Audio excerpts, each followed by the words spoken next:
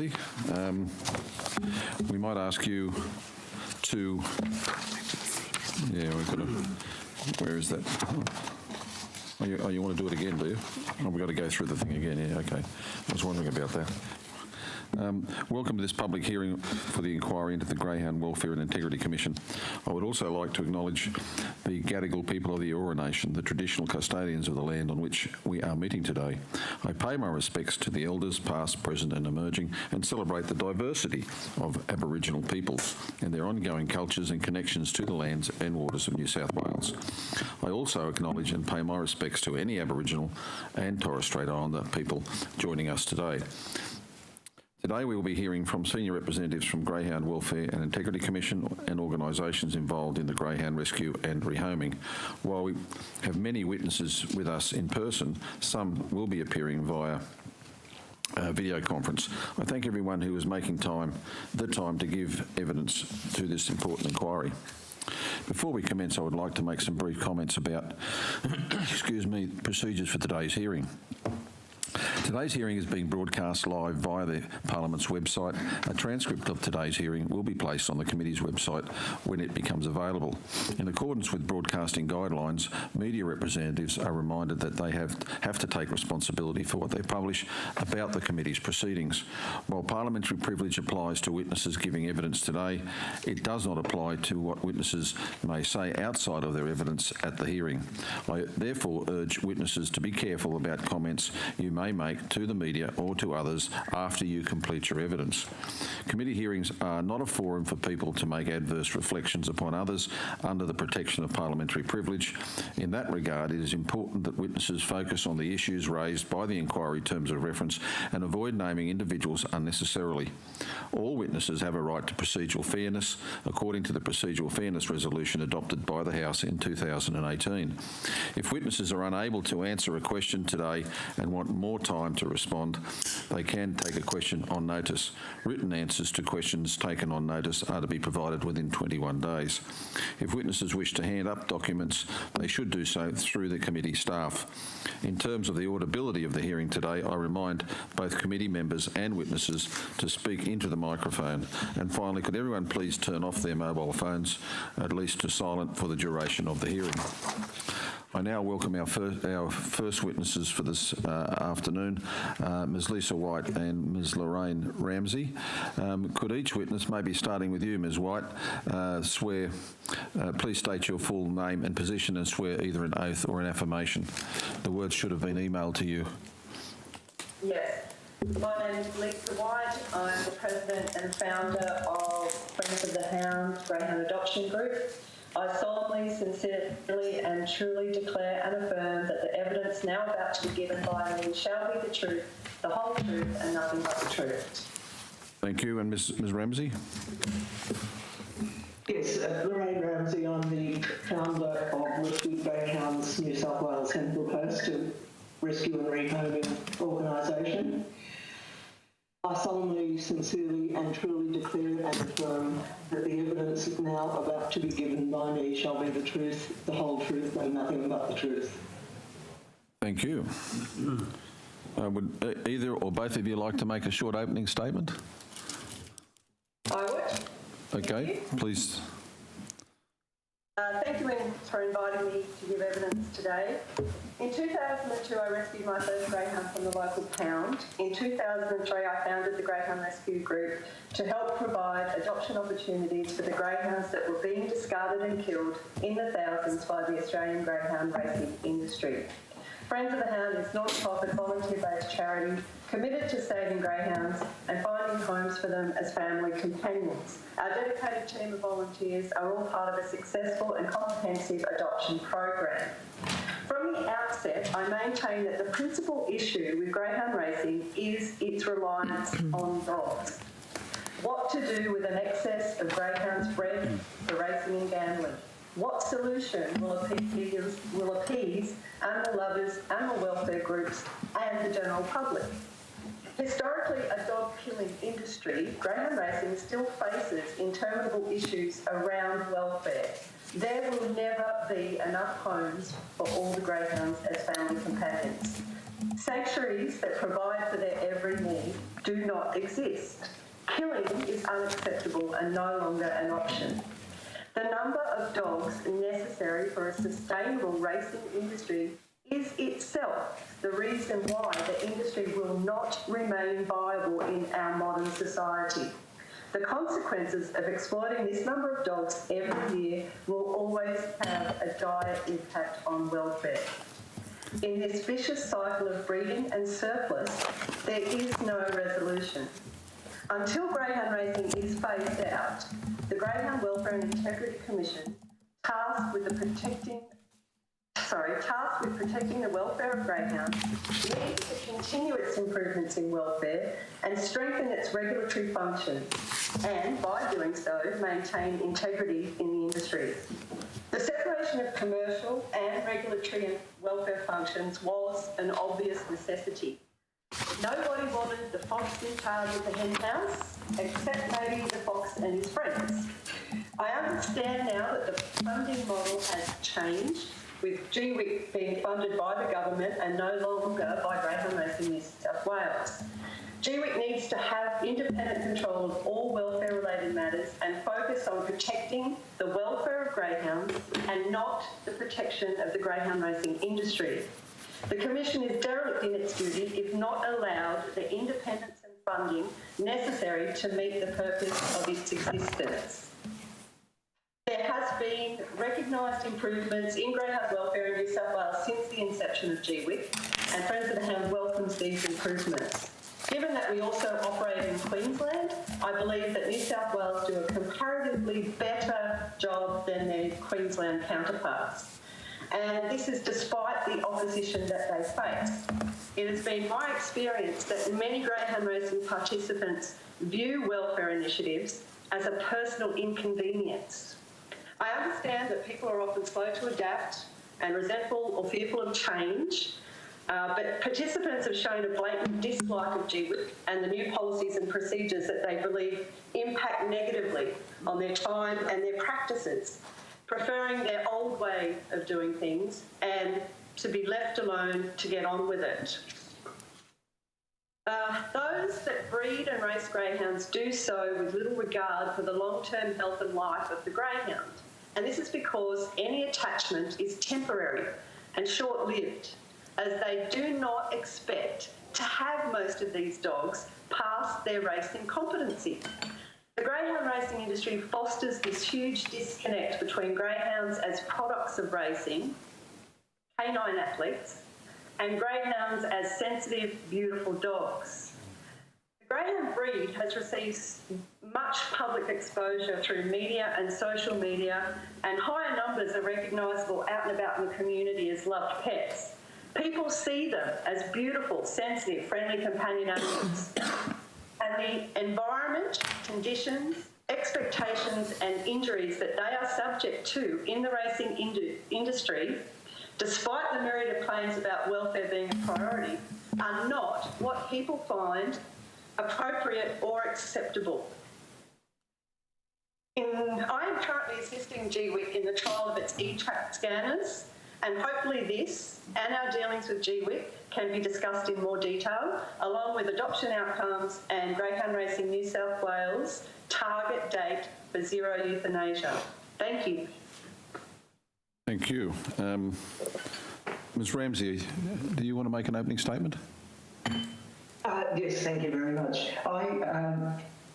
I was a foster carer about 15 years ago for a local pet rescue group, and a greyhound came into my care whose back was ripped open, firstly through an injury in racing, and then through its lack of veterinary care, it started to attack the same wound because it was left for 4 days.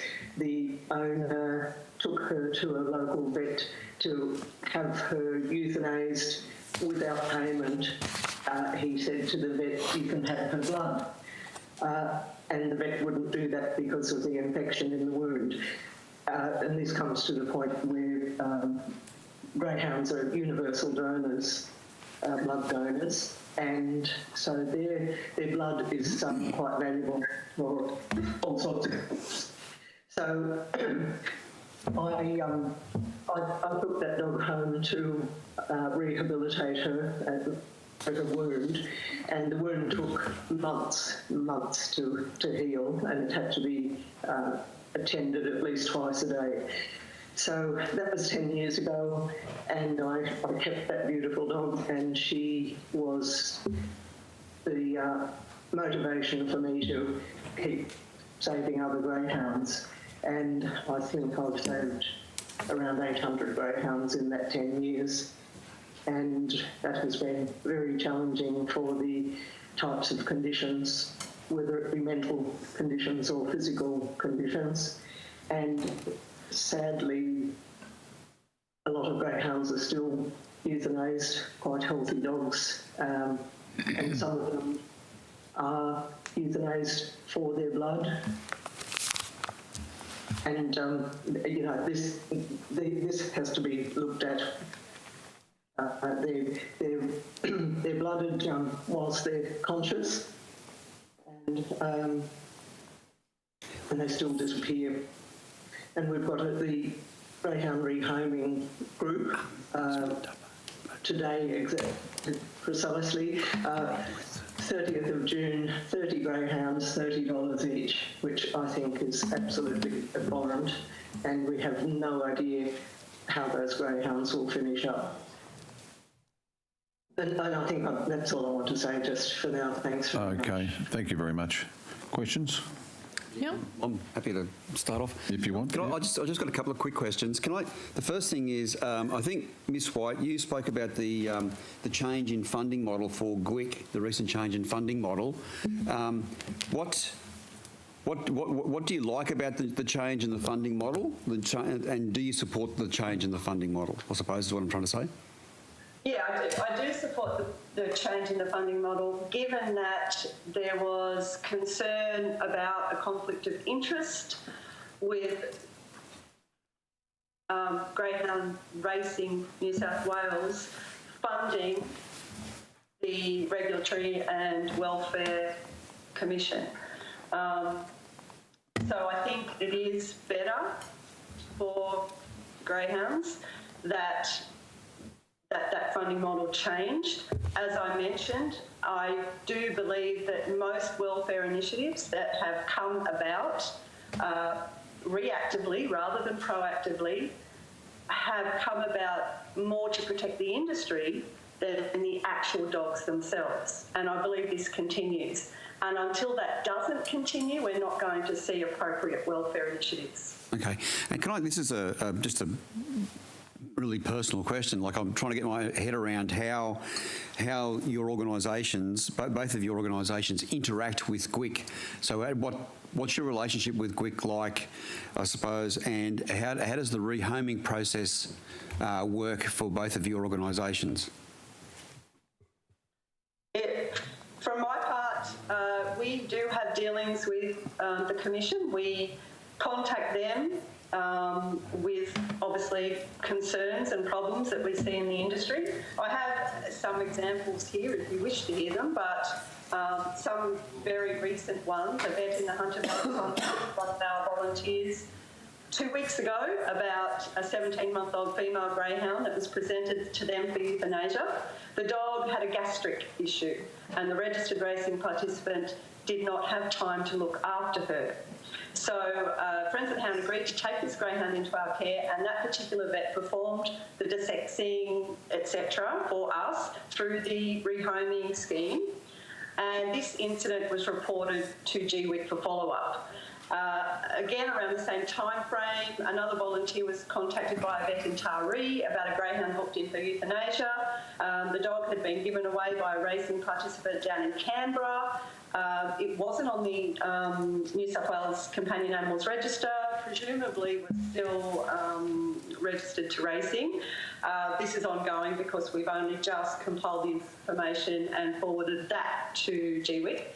And there's other I guess there's other things that we've, over 12 months ago, in response to an advertisement on Gumtree, 2 of our volunteers drove to a large property in the Port Stephens area, I believe, to collect a greyhound, and there was apparently 120 greyhounds on this property.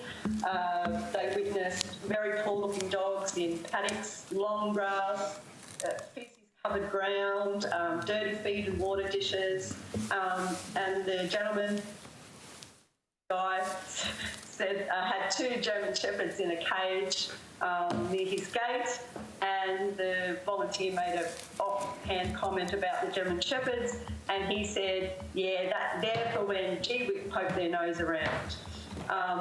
So things like that we report back to G-WICK, and it's good to have that mechanism that we can identify possible concerns for their industry. And yeah, so I've got a lot of examples of these things, but we do report to them any concerns we have about racing participants and the welfare of their greyhounds. And I would like to talk about eTrack too, if I'm allowed to. This initiative, which tracks all greyhounds in the industry, is, I think, about time, obviously, long awaited. But it sounds like it's going to be a good initiative, and one that should combat that loophole of dogs being retained by racing participants and subsequently killed. So in their submission, G-WICK stated that over 1/3 of retired greyhound applications in the 2019-2020 period were those retained by their registered owner or trainer as a pet or breeding greyhound, which equated to 520 dogs, with 23 retired to another racing participant. Just recently, I contacted the Commission for an update on their Greyhound Register Reconciliation Program. So back in 2020, they conducted a program to validate historical data and determine the actual number of greyhounds eligible for inclusion in their register. So this was basically the handover from Greyhound Racing New South Wales, handover of data from them to G-WICK.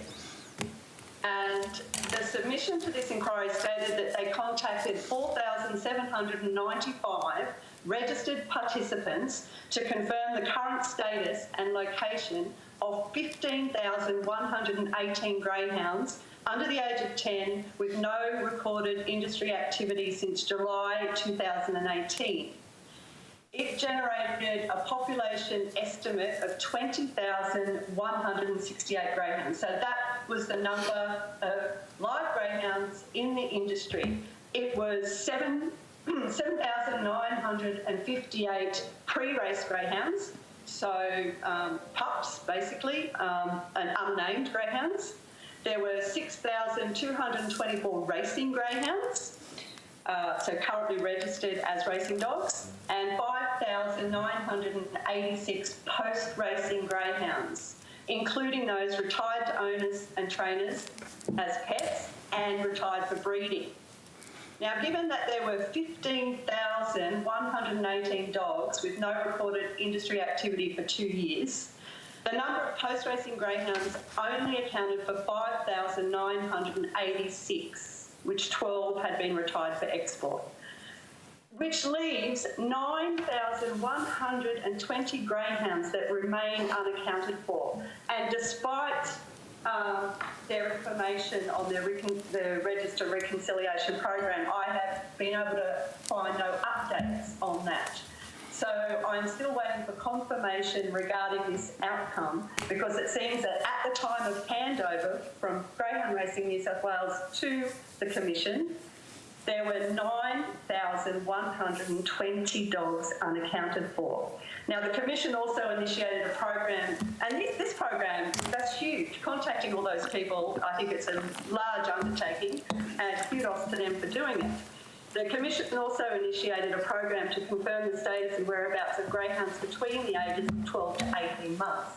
This is the period in which they are being prepared for and assessed on their suitability to race. Now, the findings for which I'm unaware and I haven't been able to access. So again, it'd be interesting to know how many of those greyhounds, obviously they go into that figure of, you know, the same figures of the 7,958 pre-race greyhounds. So that's the figure they came up with. What I don't know is the figure that they didn't find, you know, the number that were unaccounted for. So If I could just ask a question, Chairman. Sorry? Yeah, I've got no more No, on that basis. Ms White, the longer you talk, the less chance we've got of asking you questions and getting answers. So if you want to continue, then you can, but I think Mr Pearson's got a question for you. Okay, thank you very much. It's very helpful, these figures. So just so I'm clear, the figures you're referring to in relation to the 15,118 greyhounds and the breakdown after that, that's a report, those inquiries of the almost 5,000 participants was made by G-WICK between 2019 and 20, correct? Okay. According to their submission to this inquiry, yes. Right. So it found that 9,120 greyhounds were basically unaccounted for. Is that correct? Well, it wasn't stated. I did the maths myself, and that's why I need confirmation of it from G-WICK, which I'm hoping they will provide. Have they come to a finding or a conclusion, or have they undertaken an investigation as to where those greyhounds are and what is their situation? Hopefully, yes. So according to the submission, they did say that further updates will be provided once the investigations were carried out. At that time, they just generated a population estimate of greyhounds, registered greyhounds, so which was the 20,168. And I guess for the lifetime tracking that they intend to introduce with this e-track program, which is why I mentioned it, they had to ascertain what greyhounds they had on the ground, and therefore it makes sense that then ongoing they should be able to keep track of these greyhounds. However, it wasn't mentioned that there was some unaccounted for, it's just that the figures didn't add up. Yes, correct. Now, I'm wondering, with your experience as a rehomer of greyhounds and finding homes for greyhounds and your understanding of the number of greyhounds that are born into, used or not used in the industry, is it possible that we can find all of them homes? Or is that a delusion? No, not at all. So You can stick them in farm stays and let them be out their lives there, but as far as finding homes for the dogs, no. And a home as opposed to a kennel? Absolutely. Yeah, as opposed to being caged and not having what people regard with other companion animals as that lifestyle. No, there is no way that the number of greyhounds necessary for racing will be able to be rehomed. Are there a number of greyhounds that could sustain the industry continuing where all of them could be found homes for? Or is that impossible? That would be a question for Greyhound Racing, New South Wales, to see what the minimum number of greyhounds are required to meet or to field race beats. However, going back to Greyhound Racing New South Wales submission to this inquiry, they've said that whelping numbers were at historically low levels and less than the ideal number. So this is their submission to the inquiry, and they've also just coming back to that comment, but the whelping numbers are not at the I think the statement you made at the desirable figure. Is that correct? So there was a concern that the whelping numbers were starting to drop, and therefore, if that would continue, the industry couldn't continue to function because they need X number of whelping pups to go into the industry. Is that correct? Yes, that's what they've stated. Could I Thank you. Could I ask perhaps Miss Ramsey? We talk about the numbers of dogs that are coming out of the industry and going through GAP, etc. But my understanding is that there are a number of dogs that you take on that perhaps would be otherwise euthanized by sort of within the industry, I guess. So I'm particularly interested in hearing about the process of rehabilitation for dogs, for example, that have been found to perhaps, bite or have other sort of psychological issues. Can you talk us through how many of those you've seen, what would happen to them if you hadn't seen them, and what the process of rehabilitation is?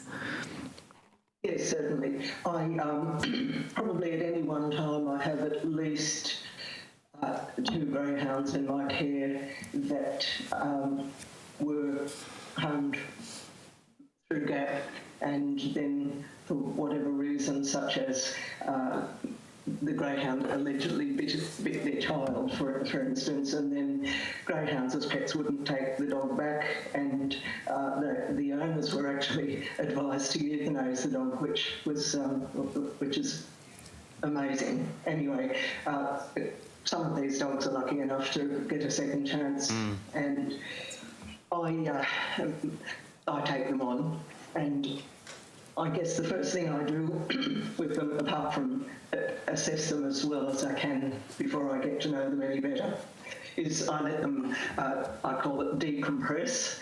So they're just made comfortable. They have, say, a crate to sleep in, because that can be theirs. It's where they can eat and sleep, and they know they're safe and they know a routine. I ask very little of these harmed dogs for quite a while. My own pet greyhounds are great ambassadors and great role models for these dogs. Some of them are just mentally problematic, and some are physically problematic as well. I make sure that they know their environment is safe for them. They have a routine: feeding, toileting, exercise, safe, comfortable rest and sleep environment. And when I start work on them more seriously, I do it very slowly, and I have to be sure that the dog understands what I'm asking of it. And some of this rehabilitation takes literally months. I have these 2 greyhounds as pets returns at the moment, and they're long-term rehabilitation. But what I do is keep them for long enough that they realise their lives have actually changed for the better, and they get used to a kind life. Could I just ask a quick question there? Could I just ask you, what are the main concerns or areas that need to be rehabilitated in the greyhounds that come to you? Can you just identify 2 or 3 of what tend to be the main issues that need to be rehabilitated in a greyhound? Anxiety is a big one. Recurring injuries is another, and recurring injuries. Well, pain from injuries. What kind of injuries? I'm sorry. Where they've had broken hocks, for instance, and some have been treated and some haven't, and sometimes they're lame with it. But yes, a lot of the greyhounds come out with untreated fractures, and that makes it much more difficult. But psychological problems are quite a long road to travel with a greyhound for rehabilitation, because I have to set them up not to fail again. So I give them a lot of time. So if you're not there to do that, and I understand that you do that without sort of government funding and off your own bat, what would happen to those dogs then with those sorts of psychological problems? I have no doubt that they would be euthanized. So the situation with GAP then is that they are rehoming really only the dogs that are most likely to, I guess, take less work to be rehomed. Would that be a fair statement?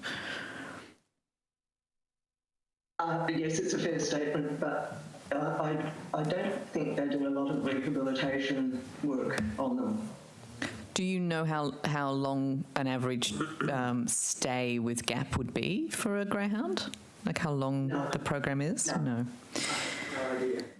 Can I just point out the differences between what Lorraine and my group, or our group, does and the GAP process is that we are rehabilitating these dogs, if that's what you want to call it, in our homes. These dogs are taken out of an environment that they've become used to, where they have expectations placed upon them, and they're brought into an environment that we intend to keep them in for the future. So I think the reason that I believe our adoption processes work possibly better than GAP's is that we don't put a time limit on the dog being settled and appropriate for or suitable for rehoming, but we bring them into an environment that is totally different to the racing environment. So I think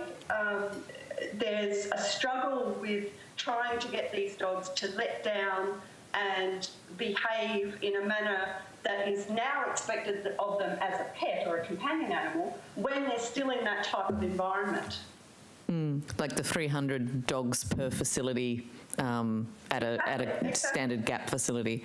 And I don't believe a GAP employee could reasonably tell someone who was wanting to adopt this dog about it, whereas a foster carer who has had the dog in their home, where it's been interacting with their pets, with their kids, being taken for walks in the community, we can say, yes, we believe this dog is a suitable match for your environment. We also conduct home visits for every adoption.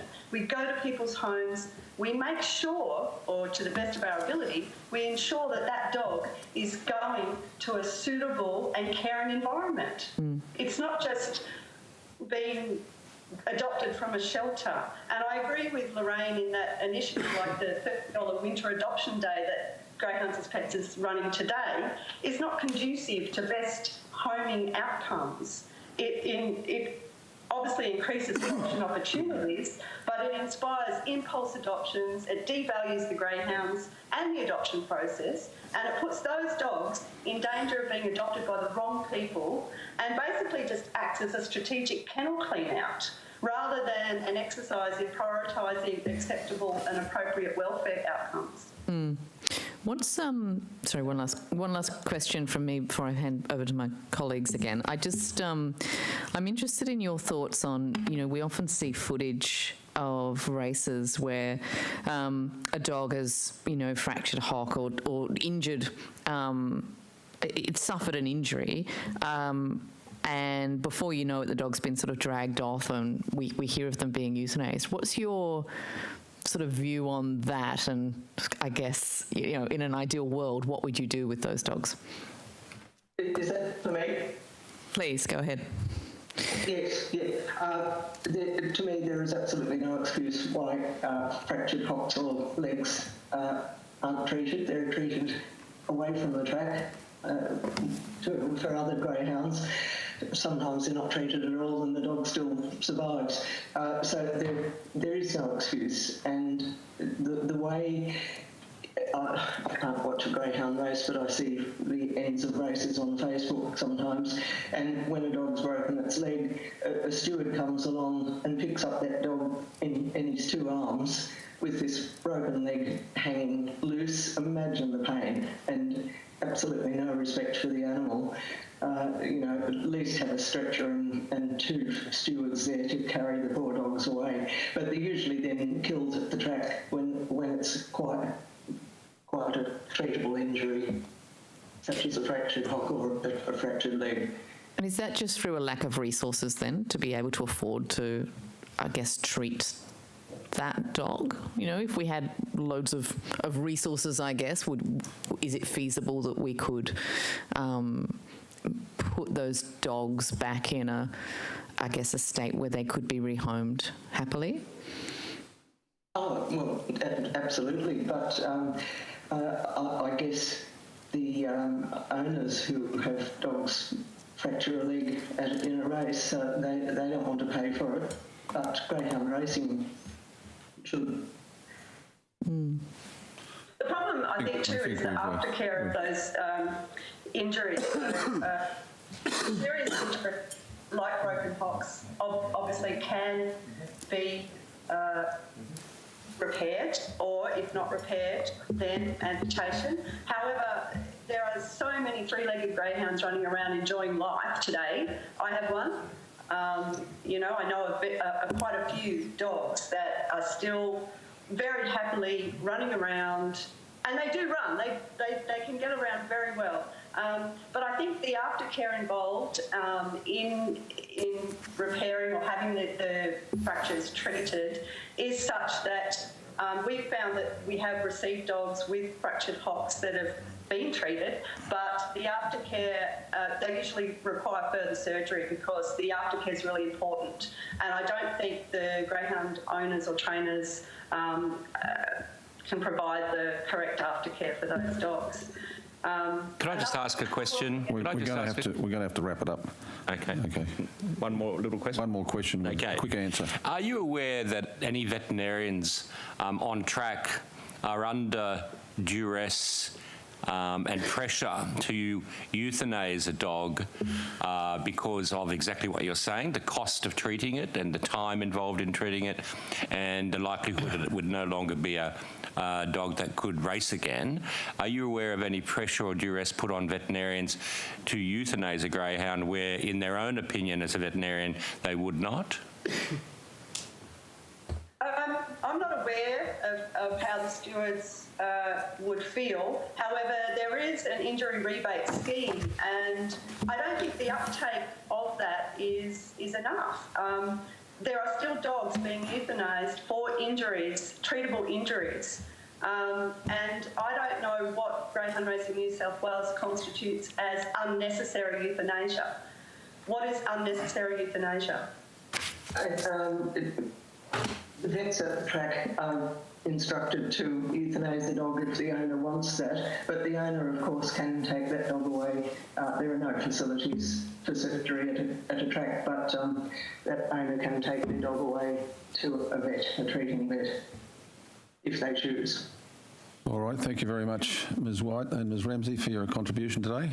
We'll take a break now and return at 1:40. 1:40. Yeah, thank you very much.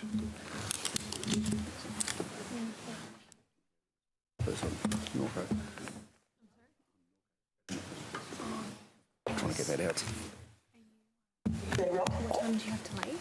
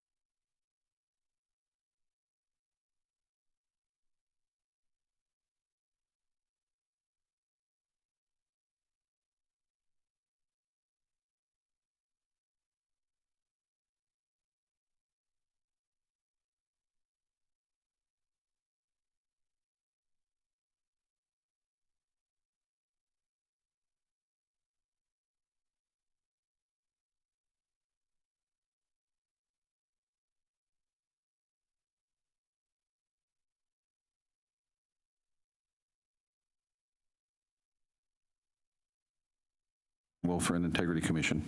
We'll be hearing directly from people who are part of the greyhound racing community or have views about regulation of the greyhound racing industry. Before we commence, I would like to make some brief comments about the procedures for today's public forum. Speakers are asked to register in advance, or were asked to register in advance for today's forum. Those of you who have been registered to speak will be called upon to the table in return. You're actually all sitting at the table already now. I've changed the rules. Before you begin, you will be sworn in, either an oath or an affirmation. The words of both will be provided to you. You will have 5 minutes to make a statement, followed by 10 minutes for committee questions. What you say today is being transcribed, streamed live on the Parliament's website, and will be included as evidence to the inquiry. While all participants are covered by parliamentary privilege, committee hearings are not intended to provide a forum for people to make adverse reflections about others under the protection of parliamentary privilege. In that regard, it is important that participants focus on the issues raised by the inquiry, terms of reference, and avoid naming individuals unnecessarily. While parliamentary privilege applies to participants giving evidence throughout this inquiry, it does not apply to what participants say outside of their evidence at the hearing. I therefore urge participants to be careful about comments you may make to the media or to others after you complete your evidence. If witnesses are unable to answer a question today and want to take more time to respond, they can take a question on notice. Written answers to questions taken on notice are to be provided within 21 days. In accordance with broadcasting guidelines, media representatives are reminded that they must take responsibility for what they publish about the committee's proceedings. I also remind members of the media that here today that while the comments made during this hearing are protected by privilege, this may not extend to reporting potentially defamatory comments. And finally, can everyone please turn off their mobile phones for the duration of the public forum? I now welcome our first public forum participant, Ms. Susie Herder. Please state your full name, swear an oath or an affirmation. My name is Susie Herder. I'm doing an affirmation. I solemnly, sincerely and truly declare and affirm that the evidence now about to be given by me shall be the truth, the whole truth and nothing but the truth. Thank you. I'd like you now to roll straight into your 5-minute statement, if you could do that, please. Thank you. My name is Susie Herder and I reside in the Tweed region of the Northern Rivers. I thank you for the opportunity to speak here today and confirm my submission is published as number 48. Because of the protracted nature of the inquiry, I will refer to new information which I am happy to provide to the committee. As way of introduction, I actively advocate for all animals and I strongly oppose greyhound racing. I have been involved with animal rescue for decades and was a founding member president. I was also actively involved in the formation of Friends of the Hound Greyhound adoption group, which was formed because of the high number of greyhounds being dumped at the local pound to be killed. I also volunteer with Friends of the Koala and Tweed Valley Wildlife groups and have regenerated and protected my 200-acre property as a safe haven for our precious wildlife. I mention this because our wildlife have also been victims of this industry. The fact that innocent victims and dogs need to be rescued is damning. I have shared my life with many wonderful rescue dogs and currently have 2 rescued senior greyhounds. Like many ex-racing greyhounds, I have been unable to fully trace their former racing life, apart from the many obvious scars on their bodies. Not-for-profit volunteer groups go above and beyond to rescue, rehabilitate and rehome every dog that goes into their care at great personal cost, both physically and financially, but also emotionally as well. Until you have worked at the rescue coalface, it is impossible to comprehend the human toll. These groups should not have to spend any extra time having to fundraise on top of cleaning up the industry's carnage and should be totally funded. I also thank the Coalition for the Protection of Greyhounds and Animal Liberation for their tireless work raising awareness, educating and lobbying for better and more transparent outcomes. I would encourage the committee to review CPG's recently published National Survey Report, Observations about the Health and Living Conditions of Rescued Greyhounds, based on responses from 28 separate rescue groups about the widespread industry neglect of greyhounds which end up being rescued. There is overwhelming opposition here in the Tweed to the proposed new tracks at Gindra. As an animal welfare advocate, I find it offensive that this includes plans to build a new oval track when all evidence indicates that most injuries and deaths occur on bends. Yes, this industry loves their dogs to death. Based on the industry's own data, in 2021, 92 New South Wales racing greyhounds were killed, 64 on track and 28 off track. This is abhorrent, and it is in spite of around $70 million of public money given to the industry since 2017, including funds for the mythical Safer Tracks. At the same time, the industry continues to promote this commercial and profit-driven carnage as family-friendly, allowing children to become normalised to betting on greyhounds for gambling profits and to witness firsthand the screams and distress of injured dogs who have been forced to run on dangerous tracks. Industry footage is frequently edited to remove the animal suffering and deaths on track. I oppose Greyhound New South Wales' proposed 400-dog facility in Muswellbrook to warehouse discarded greyhounds.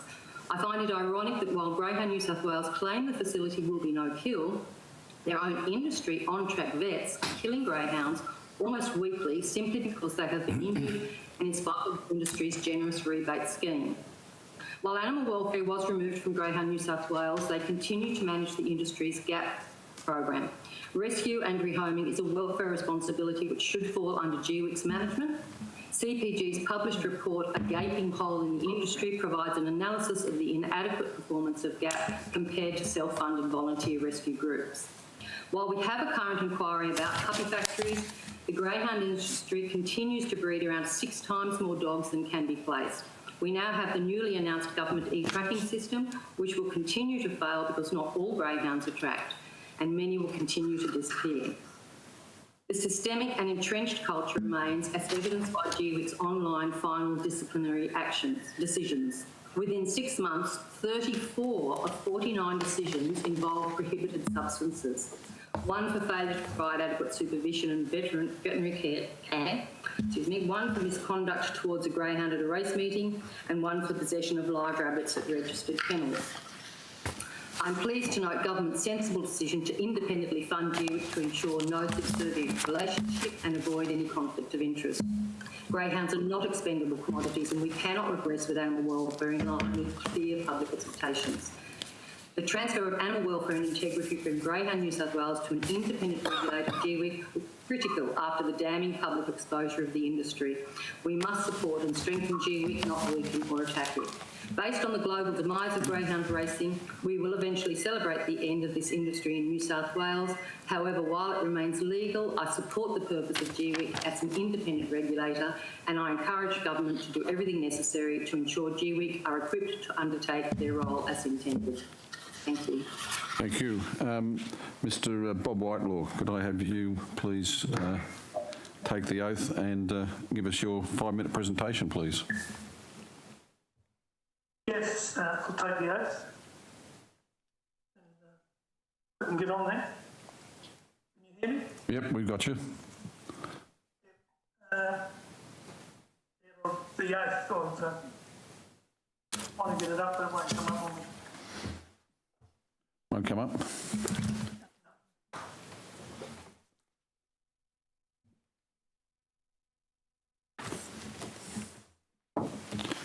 I'll read it to you. You repeat it. I swear that the evidence now about to be given by me. I swear that the evidence given by me Shall be the truth, the whole truth, and nothing but the truth. shall be the truth, the whole truth, and nothing but the truth. So help me God. So help me God. Thank you. All right. Your 5-minute statement, please. Yeah, as a participant, thanks very much to allow me to go this way. The rail strike's been a little bit of a headache for me to get down. As a participant in the industry for over 50 years at all levels with greyhound racing and witnessed many changes over the period of time, with some good changes, but there's been many that have been very, very poor. Greyhounds and their handlers. The greyhound racing industry has been under scrutiny since 1930 by all the state governments, and it still happens today. The decision to ban the greyhound racing in July 2016 was seen by many as a betrayal of liberal principles. In compared to the attempt by then, the Liberal Reform Party between 1904 and 1907, in their attempt to curtail drinking, smoking, dancing, mixed baiting and betting. There's no doubt today that the decision by the Baird government to ban greyhound racing was on the advice of one of Grant's staffers, and not on the decision by the two ministers at the time. Anyway, what happened was,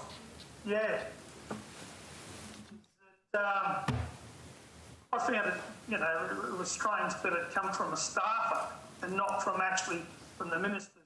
The Premier and the Deputy Premier, as they themselves, that they were guided by his advice to ban greyhound racing. But it's come a long way since, and the reinstatement of greyhound racing was a major factor in the decision being overturned, was the fact that the industry itself and through the government's coffers, and the government's coffers is tax revenue that's going through it, that's gone right through New South Wales, being used at different levels. And I mean, for schooling, education, transport, the whole thing, through the taxation of the industry. Now, the industry was never really supported, but it did keep the coffers of the state government turning over with the Hendra virus, COVID virus. It continued on and kept the bankroll for the government to use in other areas. Now, when the ban was put in place, and the Deputy Premier and the Premier resigned, they was very gentle and come along and with the new race commission formed the G-WICK. Now, to oversee the integrity and welfare of greyhound racing in New South Wales. Greyhound racing has not worked at all properly since the ban. There's no two ways about it. Sadly, the G-WICK board and the administration of G-WICK know very little about greyhound racing or about greyhounds, and breathe the welfare of the side of it too, which we know as with another select committee. This is the second select committee we've had to look at greyhound racing and inquiry into it. I must point out too that the ban was lifted, and this is an important point. And when the ban was lifted, greyhound racing in New South Wales was reconstituted with the employment of Mr. Tony Mesbrock, the CEO, who then too knew very little about greyhound racing, along with Dale Brown, who came out from Victoria as the Deputy CEO, and he was the former Integrity Services Manager with Racing Victoria. Now, his expertise was a great help, but the government in their wisdom decided to put together G-WICK. Now, when you look at the structure of G-WICK and you look at the commissioners, you also look at the staff, they knew virtually nothing about the industry. So they were coming in flying blind. Now, on many occasions, I was approached by G-WICK as one of the leaders in the industry reform group, is what was the best practices. And no doubt with some of the incidents that's happened over the period of the time that G-WICK's operated, they've been completely out of their depth. Now, some of the people that have come on board as people that are supposed to have integrity, one questions when they've come from another form of racing where their integrity has been compromised. So it makes you wonder if G-WICK is working properly in its capacity to regulate greyhound racing. You've got the situation, and as that lady just said a minute ago, at Martindale, where greyhound racing New South Wales is about to put together a retaining facility for rehoming. Now, injections have come along from the animal liberation side of it. Now, this is a little bit contradicting when you talk about their principles in about greyhounds and greyhounds with rehoming.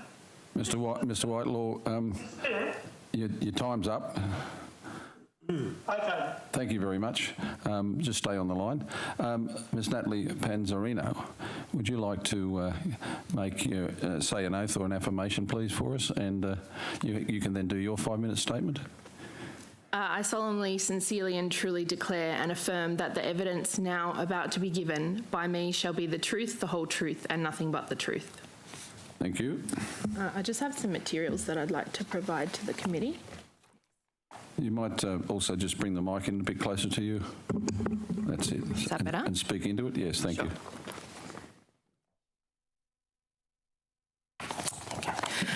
My name is Natalie Panzarino and I'm the president of Greyhound Rescue.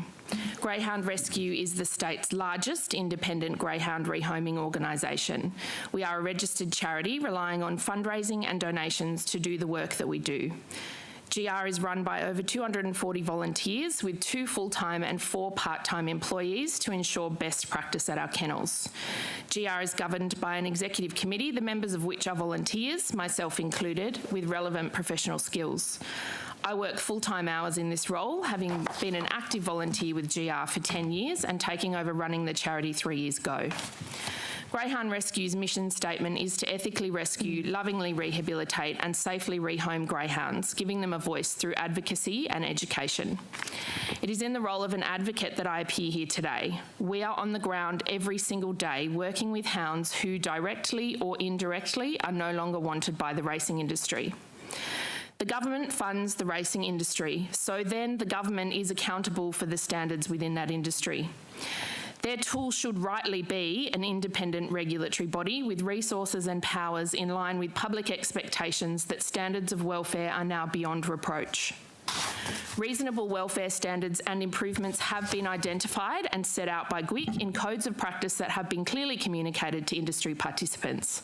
Reasonable timeframes and parameters to meet those requirements have been provided in order to meet the expectations of the taxpayers of New South Wales following the release of the McHugh report. Many industry participants, indeed some appearing before this committee, maintain the rhetoric that it is just a few bad apples. I note that earlier witnesses speak of G-WICK inspectors no longer arriving to conduct their inspections with cameras on. But if you're doing no wrong, then you should have nothing to fear. Actually, in many instances, even if you are doing the wrong thing, you've nothing to fear, even in clear cases of multiple breaches of code. Of the scores of welfare breaches that we have reported, to the best of our knowledge, only a few have actually faced disciplinary action at all. I support the work of G-WICK and the work that they have done and continue to do to improve welfare standards. I'm here to highlight the deficit between the issues and G-WICK's capacity to address them. I would like to tell the story of a greyhound named Yaskia, surrendered to Greyhound Rescue by a participant who we had a long history of assisting. It was a blistering hot day, and despite being asked to delay the surrender due to the extreme heat, the hounds were transported to us anyway. When they arrived, Yaskia was experiencing many very concerning symptoms, including difficulty walking, and he was urinating blood. He spent 2 days at the emergency vet, receiving treatment for life-threatening heat-induced myopathy at a cost of several $1,000s. When our kennel manager contacted the participant to inform him of Yaskia's condition, the participant told her that we should have just killed him because that would have been cheaper. The participant in question was brought on disciplinary action on 4 charges. You've got a copy in front of you. The resulting penalties were a formal warning, 6 months disqualification and 2 months suspension, along with a $200 fine. Is that penalty commensurate with public expectation? I doubt that it would pass the pub test. I'm not here to have a go at the racing industry. That's not my job. I'm here to advocate for welfare and to tell you that from first-hand, on-the-ground experience, that since the formation of G-WICK, the standard of welfare has indeed improved. Things such as registered pairings, requirements to attempt rehoming, codes that include requirements for vaccination and reasonable housing, socialisation, food standards and requirements for veterinary care, as well as the very recent announcement of lifetime tracking are all great ideas. Unfortunately, welfare has not improved across the board anywhere near enough to be considered high. As pointed out by others before this committee, welfare is a continuum. Like any industry, greyhound racing should be measured not by the heights reached, but by the depths of its lows. I've provided you with a piece of paper in an envelope because you might find the images on this paper distressing, and so you could simply choose not to look at them. I'm showing you not because I'm looking for some kind of cheap shock value, but because I feel that you truly need to understand what the better standard of welfare actually looks like. I invite you to look in the envelope. I say that we have seen an improvement, but improved standards does not mean high standards. Every image on that page is of a hound that we took on after G-WICK's inception. And to be clear, we're not a medical facility with veterinary services, we're a rehoming organisation. Anyone would agree that the welfare standard demonstrated on that page is far from high. We regularly have greyhounds brought to us with serious injuries and wounds that should have received veterinary care. We see underweight hounds, hounds with fleas, ticks and worms. Regularly we note that the hounds were vaccinated only prior to surrender and upon our request, contravening the code. We receive hounds that were operated on weeks ago but still have stitches in, rotten teeth, broken toes, legs and tails. And that's just their physical state, not to mention the many psychological scars that they carry. The reality is that G-WICK is a paper tiger, under-resourced and underpowered. G-WICK has neither the resources to follow up on all welfare concerns, nor do they have the power to enforce reasonable penalties for transgressions. If the government is funding the industry, then it must also adequately fund the industry's regulatory body and give it disciplinary power to a level commensurate with the expectations of the public in regard to the standard of welfare and penalties for breaches. Welfare should be the main driver behind G-WICK. It's part of their name. The recommendations from the McHugh report have been steadily watered down over time, and we are now working towards a point where, after all of that, nothing much will have changed. G-WICK must be given the resources and funding to monitor the industry extremely closely and the power to enforce steep penalties in order to provide the strong and robust independent regulation expected by the people of New South Wales. Thank you. Ms Shearer, would you... sorry, you're next, yes. Would you care to take the oath, please, and a 5-minute statement? My name is Sonia Shearer. I swear that the evidence now about to be given by me shall be the truth, the whole truth, and nothing but the truth. God. Thank you. So in 2020, a year of social restrictions,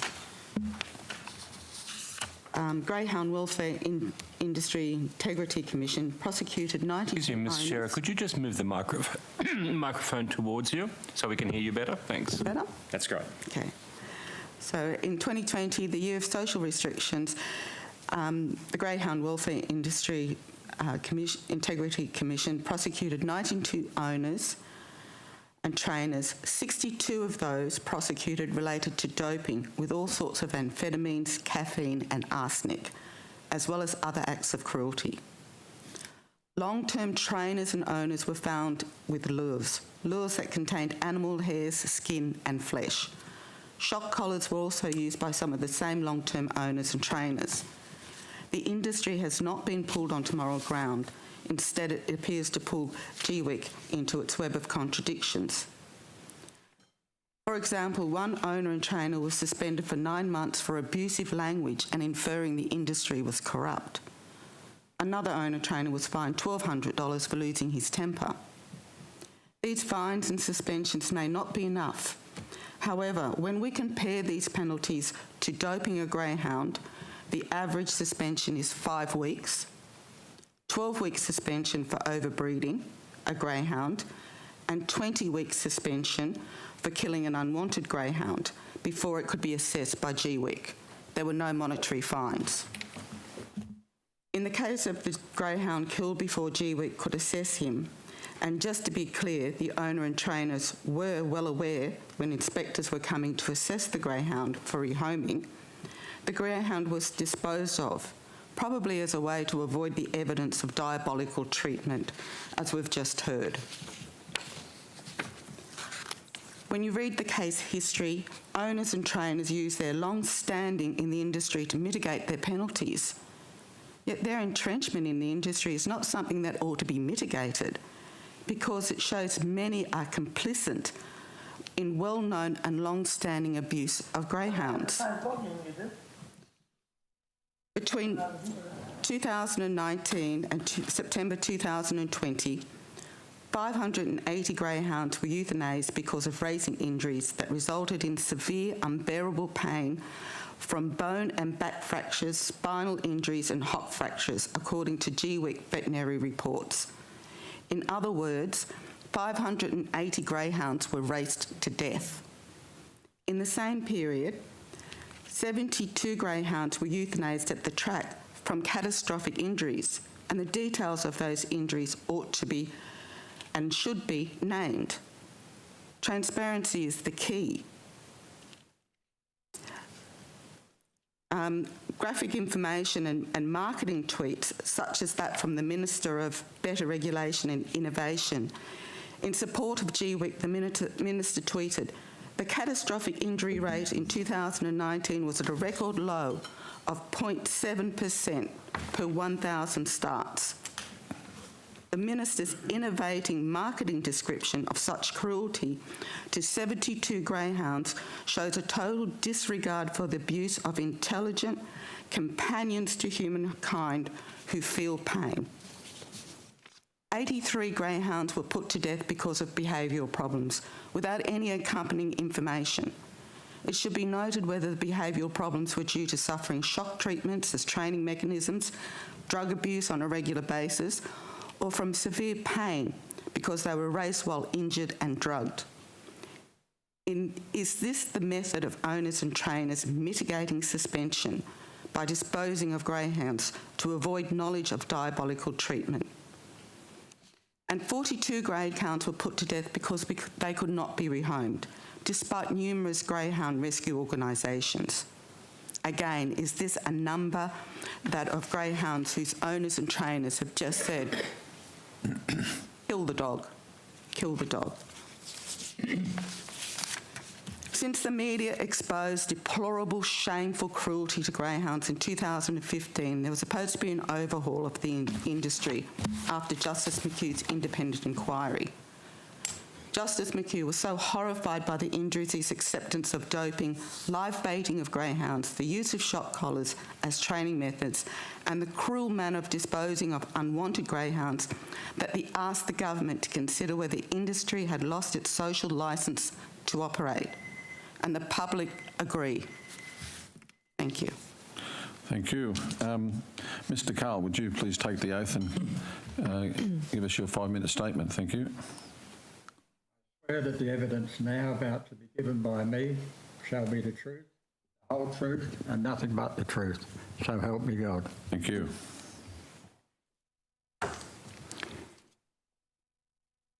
I'd just like to start by going back to the beginning of G-WICK when they started in 2018.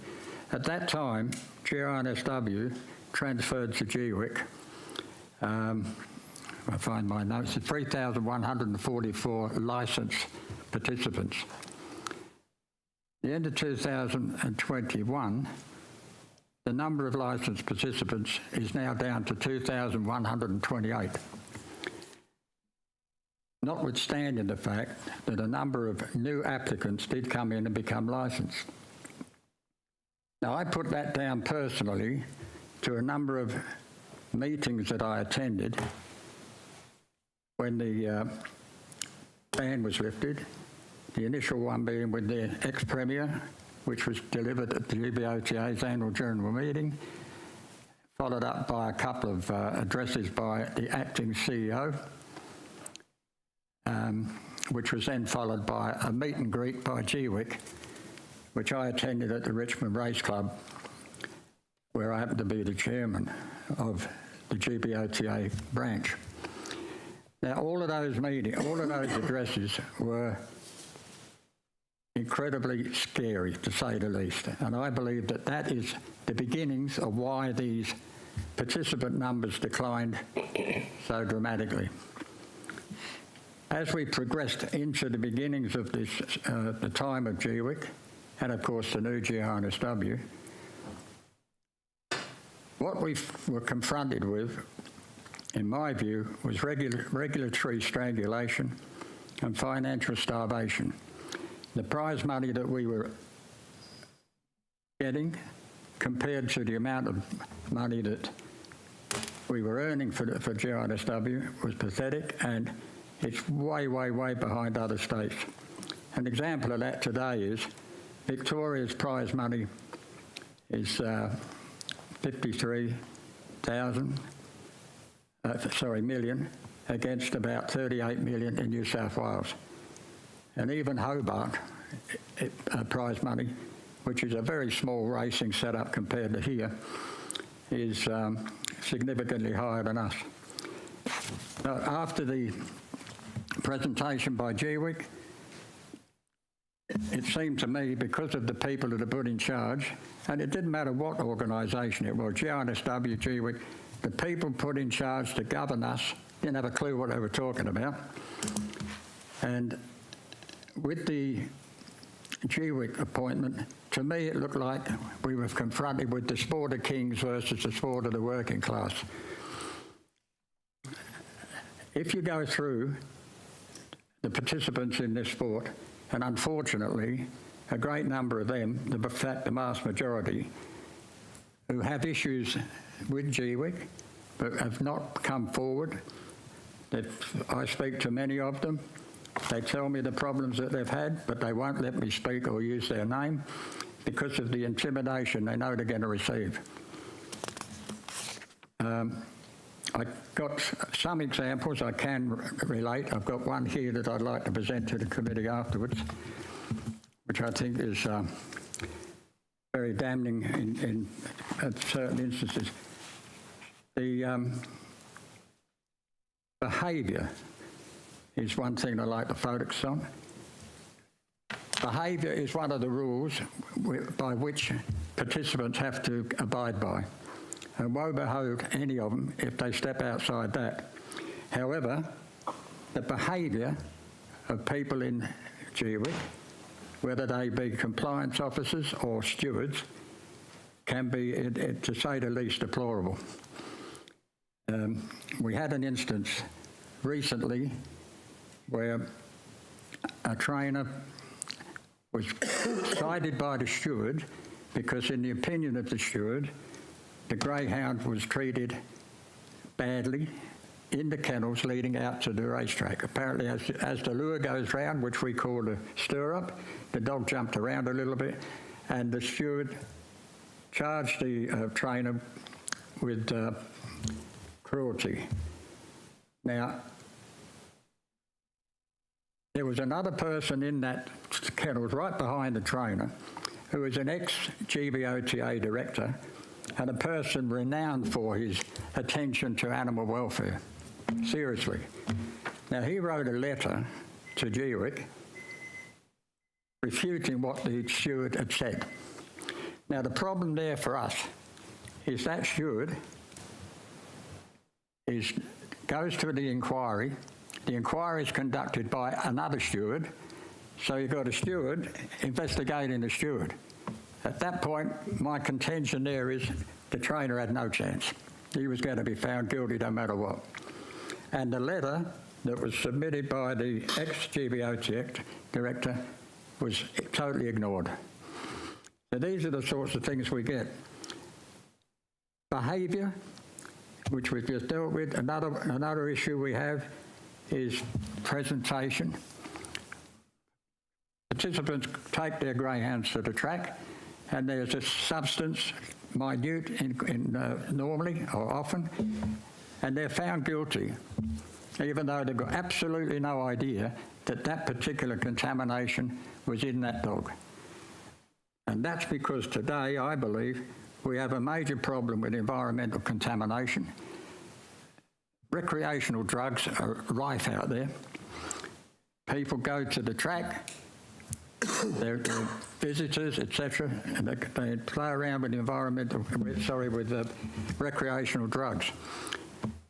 I put a motion through GBOTA, I put a number actually of motions through GBOTA that things like random drug tests should be conducted in the racing kennels, be for the greyhound trainer, steward, kennel staff and the vet. That way, if the dog's presented with clean and everything else, they can't pick up anything that will give them a positive reading later on, because some of the positive readings, minute as they might be, but end up with a very lengthy sentence of either suspension or disqualification, are very, very hard to reconcile. All right, thank you, Mr. Cole. Mr. Irwin, would you like to take the oath, please, and give us your statement? I solemnly, sincerely and truly declare and affirm that the evidence now about to be given by me shall be the truth, the whole truth, and nothing but the truth. My name is Dave Irwin. I've been a registered greyhound trainer since 1967. It's 55 years. I've seen a hell of a lot of things that have been put in place by governments as far as boards to control greyhound racing in the last 55 years. The big problem with, after we had the abysmal report from Four Corners who tried to make out everybody was blooding animals, and it's been proven, everyone that's gone to court has been got off because all they done, the one or two people that were doing the wrong thing, they kept splicing and dicing the tape and made out everybody was doing it. No action against the Four Corners. Then the government steps in and does what it does. Another joke, we have a commission, a special commission. 70% of the people were all agitators, antis, people who think greyhounds don't like to race. They're born and bred to race. They're the purest breed in the world and have been for 2 or 3 centuries. You cannot mate any other dog to a greyhound and race it. So then what we've had from the government retracking because of the public backlash, we had public servants appointing committees, appointing commissioners, appointing a second board to look after us at a mammoth cost. We heard here a while ago that they haven't got enough money. They haven't got enough money because the head of the place are run into millions. Like you got executives on $400,000 and $500,000 doing nothing. And don't know. This is the biggest trouble. These people that have been appointed to these positions have no knowledge of greyhound racing, possibly don't desire to have any, and they make rules and appoint people that have got the same standards. No knowledge, no acumen in the industry, and possibly no caring, which results in making rules. We just had a revision of rules, 70 new rules in the greyhound industry, after a code of conduct that was put in place by G-WICK about 3 years ago, of which we resented about 124 of them. A code of practice put in place, made by people that don't understand the industry, don't understand the greyhound, and to my knowledge, haven't got much concern over them. So you've got to have a farce, and that's what we've got now. So I'm here to say today to you people, for hell, get rid of G-WICK as it is now, because they are a bullying, harassment, intimidation, as Mr. Carl pointed out, to all the members of the industry. Now, when the government put these two parties together, or two committees together, they were asked to work for the betterment of the industry and to find and get the public support back. Well, we got the public support back, all by Greyhound Racing New South Wales, led very amicably by Tony Mestroff, who sadly is going to be replaced. If we get another stooge there again, after all the stooges we've had before Tony, the industry's going to go backwards. There won't be any money anywhere. But what I want to say is this, that as they are now, they're a bullying, harassment, and intimidating. If you stand up against them they hit you with some sort of little fine and one of these new little rules they've put in place, and the rules have been put there designed to make them more powerful. We have no rights of appeal. If somebody come into your place and went through your place with no reason, would you let them? Well, as a greyhound trainer, we have no rights. They can walk on our place at any time they like without any, letting us know. They can go through our house, kennels, car, property. They can do what they like. They've got more rights than the police. So we feel intimidated, bullied and harassed at all times. And it's getting worse as it gets on. And if we don't get rid of G-WICK the way they are now, it's just going to get worse and the game's just going to keep going backwards. We talk about drugs and swabs. Mr. Carl has virtually just said about all, and the other people here have said about all these drugs in sport. Contamination is the biggest fear. We've got a machine that tests the urine of a greyhound. In rule changes, they can not only test the urine, they can test the saliva. They can take a hair sample. They can take a skin sample. Now, is that welfare-ish? They can take every sample they like to get a swab, to be able to swab and to get a positive. The machine they're using now, if you drop 2 aspirin in a swimming pool of 55,000 litres, it'll show aspirin. As Mr. Carl also mentioned, the drug problem in Sydney. You go into a toilet door, a drug bloke has just been there, contamination. You go back and touch your dog, and what's happened, the worst part about this rule, the rule states that the person in charge of the dog, doesn't matter how inadmissible the drug is, he's guilty of a charge. Now, you can have a drug in that dog that has got no performance enhancing or no benefit whatsoever because it's at a minuscule rate and you're charged. How does that work? Contamination is not even heard about. And as I said, these people make the rules. They don't know what they're doing. They enforce them. When you go to an inquiry, as Mr. Carl said, you're fronted by a steward. A steward gives his, another steward gives his what's name. Then you get the legal people in there. We've got evidence, which I'll give you people here today, of cases where these hierarchy in G-WICK, stewards, legal people have lied in inquiries and have been found out to lie. Nothing's done. We've also got another rule in there that they can conduct an inquiry however way they feel fit. So what they do, and I can tell you from experience, I challenged a vet. We've got a vet in this industry that is just hopeless. He doesn't know what he's doing. He should be up for malpractice or some of the things he's done. Those are in those notes that I've given you today. I've challenged him, wanted an inquiry into him. So 6 weeks later, I get the verdict back that nothing's wrong with this vet. They never even asked me for the information and the evidence I had to put forward, because this rule states that they can conduct an inquiry any way they see fit. Now, it was the other way around. If I was being challenged or inquired into, I would have 70 or 80 pages of legal documents in front of me. It just goes on and on and on.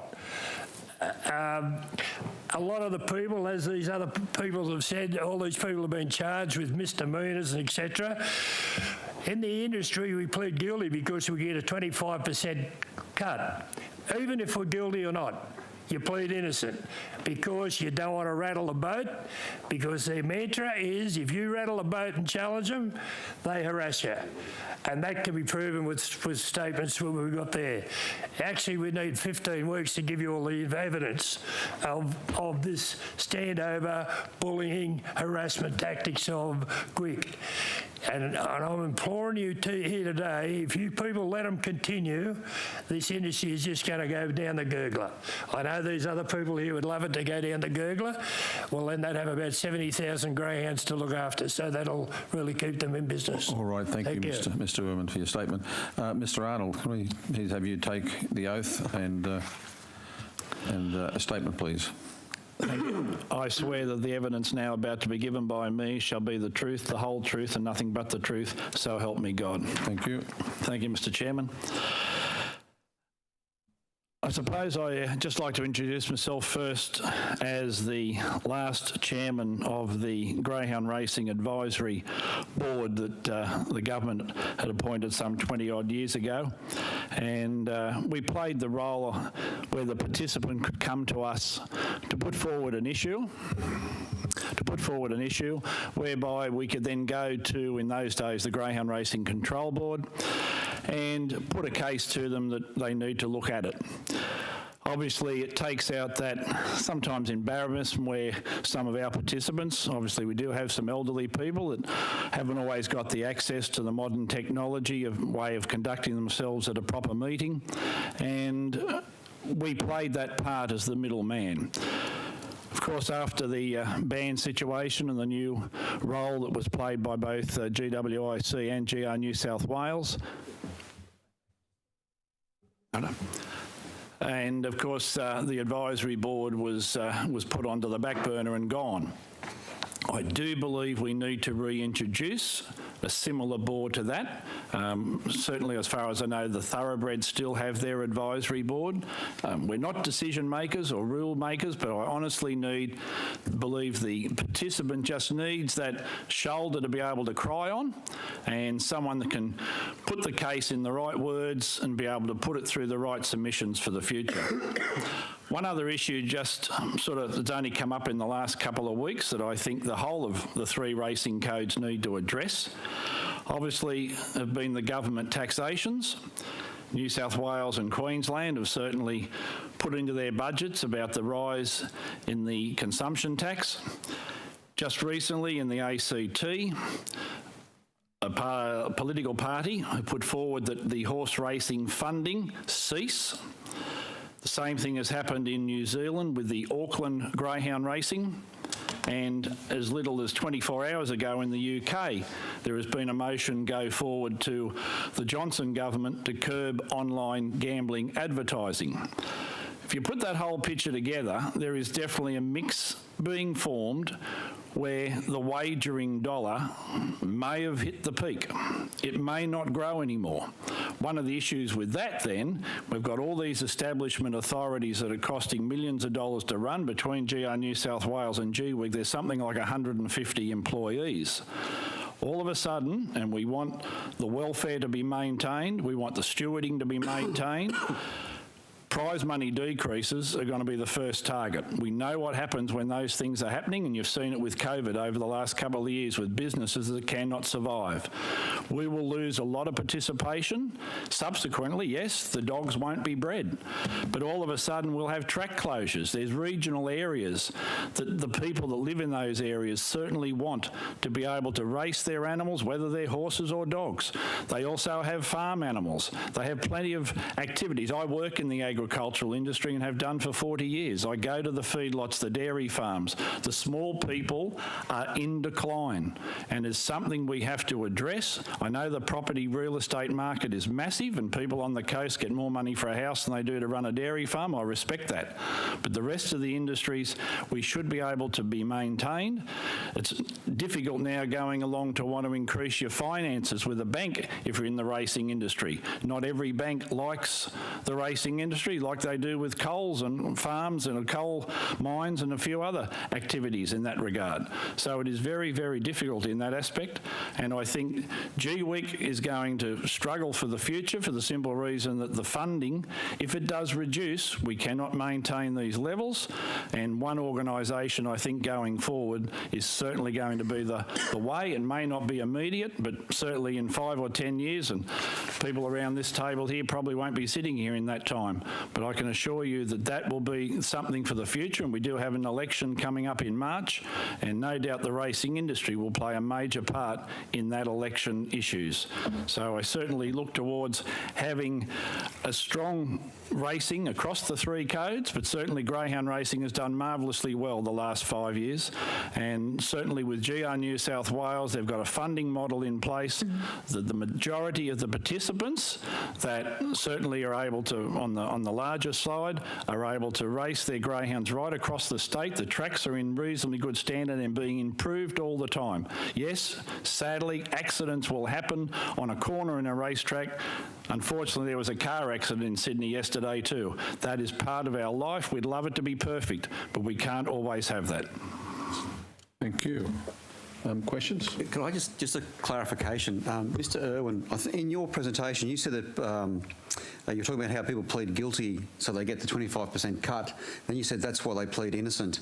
I think you meant to say that's why they plead. That's why they plead guilty. Yeah. The problem is that if you do get hit with a suspension, you can't race. So if you keep challenging it, you still can't race. And if they wanted to give you 3 or 4 or 5 months, they make it pan out for that 3 or 4 or 5 months. Even if you're innocent, you've still done the 5 months that they wanted to originally give you, even though you haven't committed the offence. So it's a penalty whether you're guilty or not. So most people are copping the early way out. Some people are probably guilty, but there's a hell of a lot that aren't. And as Mr. Carl said, if you react and fight them, you then get on the list and then you become harassed. And it's not just me telling you here now, I can give you 1,000 cases tomorrow that this is what's happening, and it's happening all the time. Questions? No questions? Oh, yeah, Mr. Layton. Thanks, Chair. To David Irwin, you said in your presentation that this problem of illicit drugs out there in society, picking up trace elements in the toilet and then, patting the dog, and the dog records a prohibited substance. You said that you'll be charged for that, but under the G-WICK rules, isn't there an automatic presumption of guilt that you straight away you're guilty of that offence, even though there's no consideration of the environmental or social circumstances in which the trace drug is passed on to the dog? I think G-WICK must be a member of France, because we're all guilty until we prove ourselves innocent. And the cost to prove ourselves innocent is getting way out of hand, as you know. If you deal with any legal person, you're looking into the 40,000, 50,000. I know there's a chap here today, he spent 80,000 on his defence over cobalt. Now, this is how ridiculous it is. Cobalt is a natural substance in your blood. Without cobalt, your body can't produce red cells. Now, the cobalt incident come about with the horses. They call it blood doping, because more red cells, more oxygen, so that's blood doping. And that's what the bike rider from America, he was doing, but he was doing a little bit, he was doing it with EPO, which is a drug, so he was doing it. But with cobalt, they were found with 3,000 and plus nanometres per mil of cobalt, which is an outlandishly high. What New South Wales have set a level of outlandishly low of 70 nanograms, and if you're over that, the dog, if you haven't got that amount of cobalt in your system, a racing greyhound can't produce the red cells it requires, because these red cells die, and it's a replenishment act on a daily basis. So we're getting pinged for a natural substance in your body. The early time was 8 and 10 months suspension. When you haven't, you've exceeded their level, but their level was found not by a scientific idea.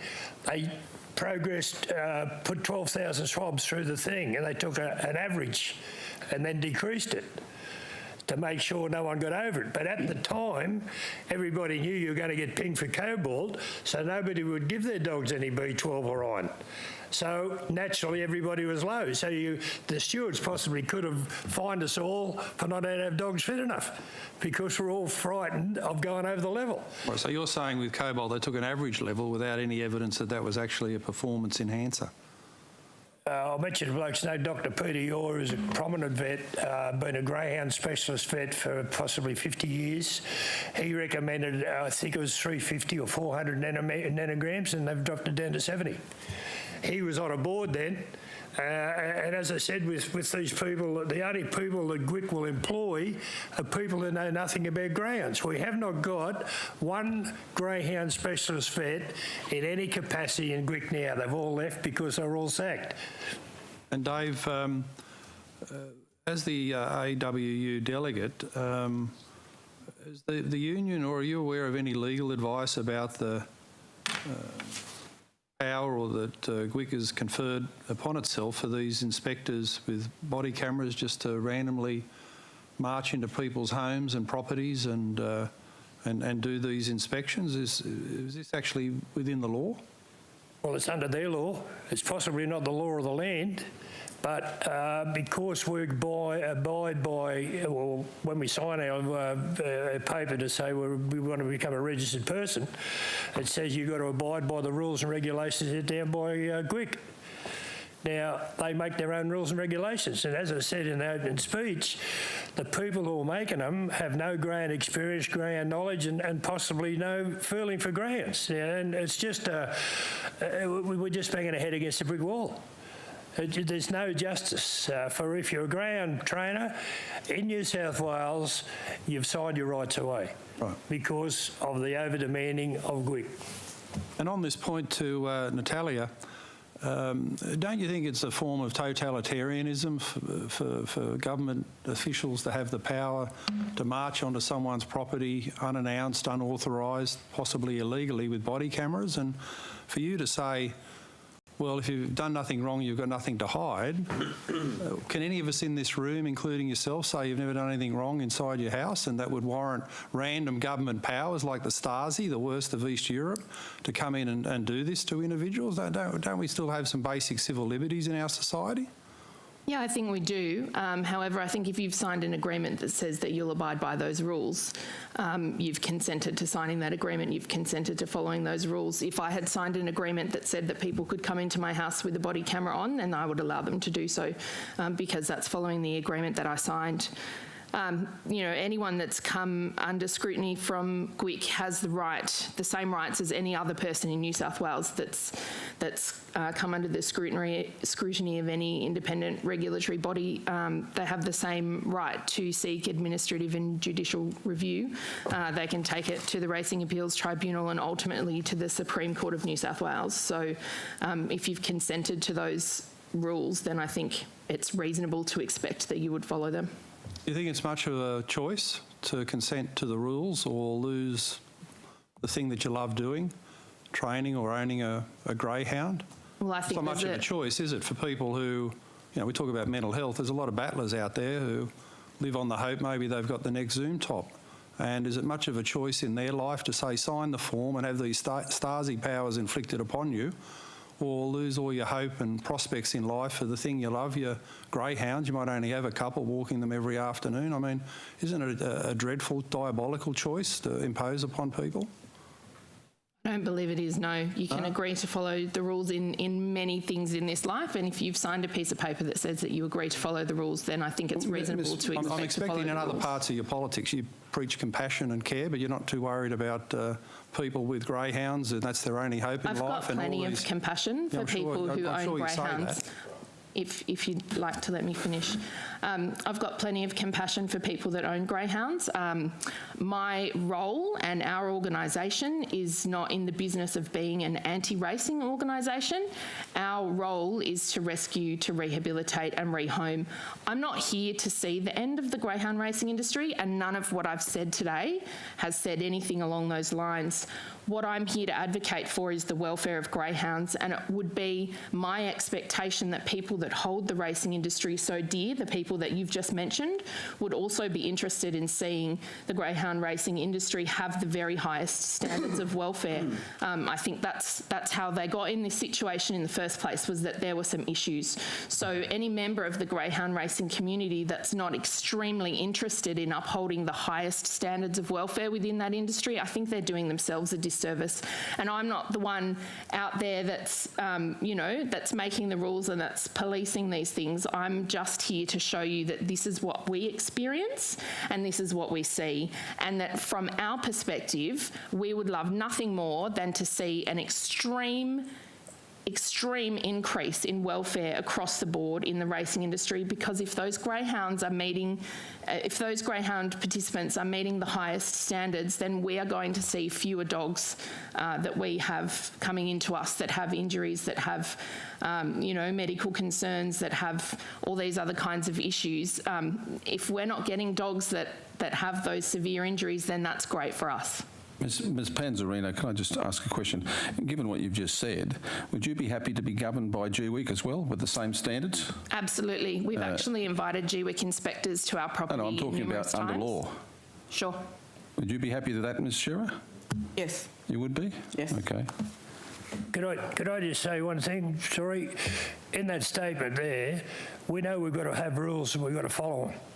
But what we're saying is these rules that have been set aren't ethical, they aren't right. This lady says that she wants really good welfare rules. 98% of greyhound people want good greyhound rules, but we've got poor rules. We've got rules made by people who don't understand them, and they're wrong rules. There are some rules in there that actually make the welfare standard of the greyhound worse. And we've also... Give us an example, Mr Irwin. What's that? Of where the rules actually make the welfare worse for the greyhound. Well, righto, we'll go for a start. We pay our money to buy a bitch to breed, to rear a litter of pups, right? We're then told to take our pups when they're 5 or 6 weeks of age to the shops, to any community to become what do they call it, human behavioural, what's those? You're putting the cart before the horse. We raise those pups, we spend our money to race those dogs. Now, people say, oh, that's bad, you're going to get money out of gambling and racing your dogs, which they don't like. Let me tell you, they love racing. I said last time that they love to get in the car, they love to go to race, they love all that. And I think it was one of you parliamentarians said that if they were locked up in a kennel for 23 hours a day, they'd love to get out and race, etc. But in that 23 hours a day, and as I said, rest is just as important as exercise, a dog is an explosive animal. He gets out, he goes as fast as he can for as long as he can. So fitness comes into that. So the further he is, the further he runs. Then he goes and rests and sleeps.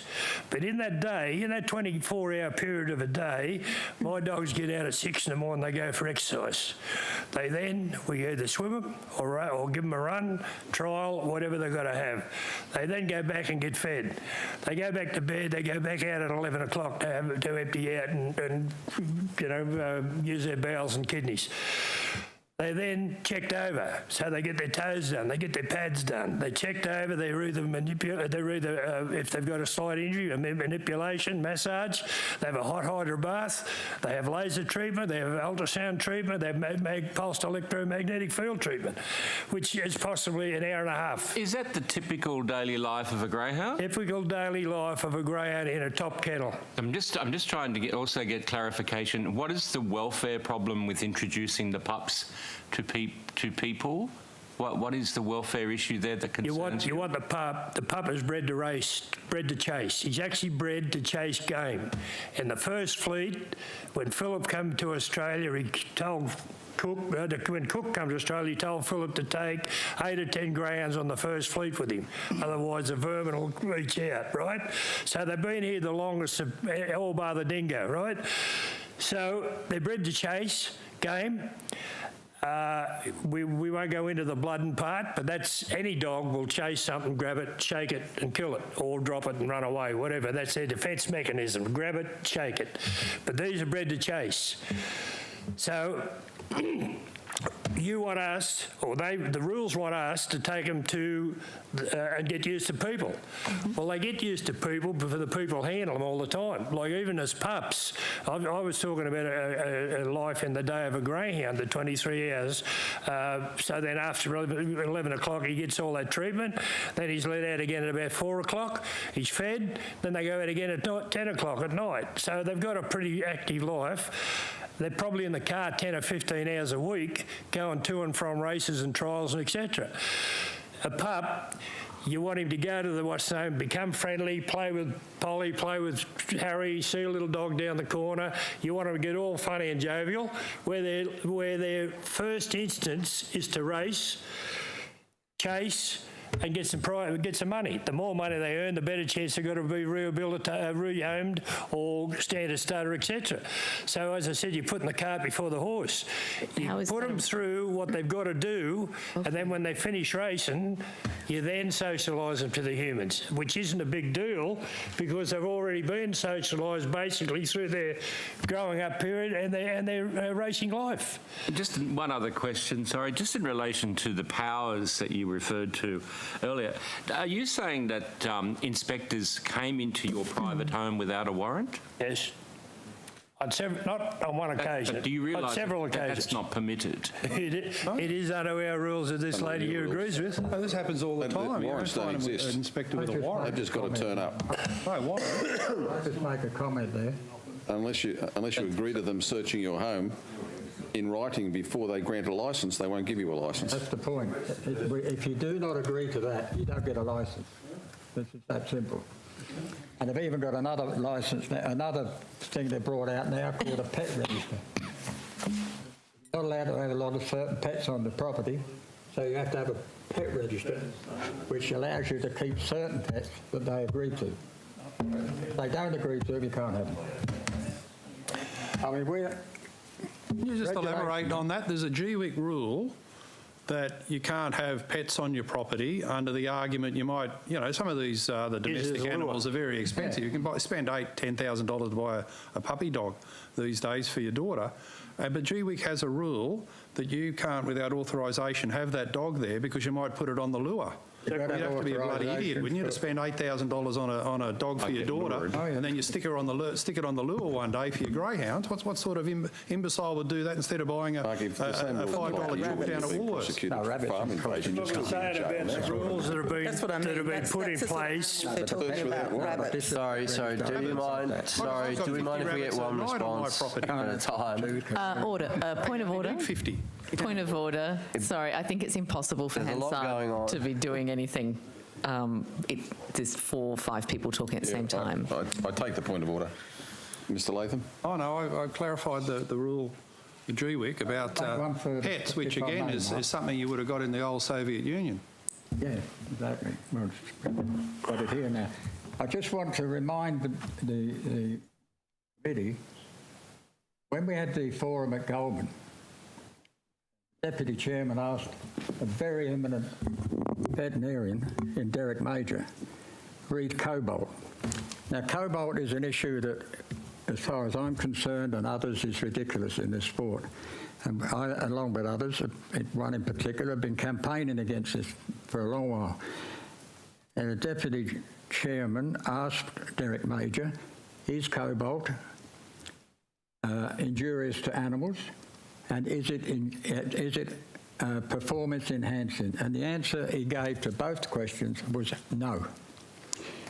Now, at that point, you would think G-WICK would start to look at this particular rule in a different light, because we've got participants that have been suspended and fined and whatever over this rule that it shouldn't be there, absolutely shouldn't be there. And one thing Derek Major discovered in conducting many tests was that cobalt predominates in soil. And whereas G-WICK were telling us to cut out sardines, cut out this, cut out that, change their diet, it's in the soil. And greyhounds eat soil. Of course. I'm just wondering if you could clarify for us if what you say is true, that there are only a few bad apples, and you said the Four Corners just spliced it all together to make it out that most people involved in the industry were live baiting and doing other unlawful activities. Why is it we have such a high number of greyhounds requiring homing after they've had to have wounds treated, veterinary intervention, and behavioural assessment and intervention? If the percentage of greyhounds they're all faring very well, as you claim. Why do we have this large number that have to go into this level of care? Well, it's pretty simple. As you get older, you get a few injuries, you can't perform as fast as you can without it, right? So if that dog it's a male dog, it's not good in the higher echelon to breed from, because in the industry you breed from your best, same as every industry. So if that dog, say, got to a second-class dog, not a first-class dog, it's not financially viable to breed from. So he's not financially viable to race, because it's a welfare issue if you do race him because of the injuries he's got. You get some dogs with arthritis. Now, if we give him an arthritis tablet that you'd take, we're going for a swab. So he retires. So he needs rehoming. So, you know, that's why. But you talk about these high number. Are you saying that these dogs are genetically manipulated to become sick, abnormal? No. Is that not what we're looking at? Where are you coming from, mate? Genetically engineered and all this stuff. It's just a natural progression. He's gone through life. The dog, he's been well educated, well read, well looked after. He cops a few injuries, the same as every sportsman does. You see your Olympic Games runners, they get a few hamstring tears. Where do they keep running? Or they drop off, they retire. So it's a retirement for a dog on some occasions, and most occasions, that have got too many injuries to continue, or have slowed up and can't keep up, and is not good enough to breed from. So they're retired. That's excellent. Now, Thank you very much. But we talk about this retirement business as if it's only just started. The greyhound industry, in 55 years of my life, we've been rehoming our own dogs as well. Not on a commercial level that is going on now, because we had no support from the government or no support from anybody to rehome it, and there wasn't enough money in greyhound racing to be able to earn enough to be able to keep your dogs.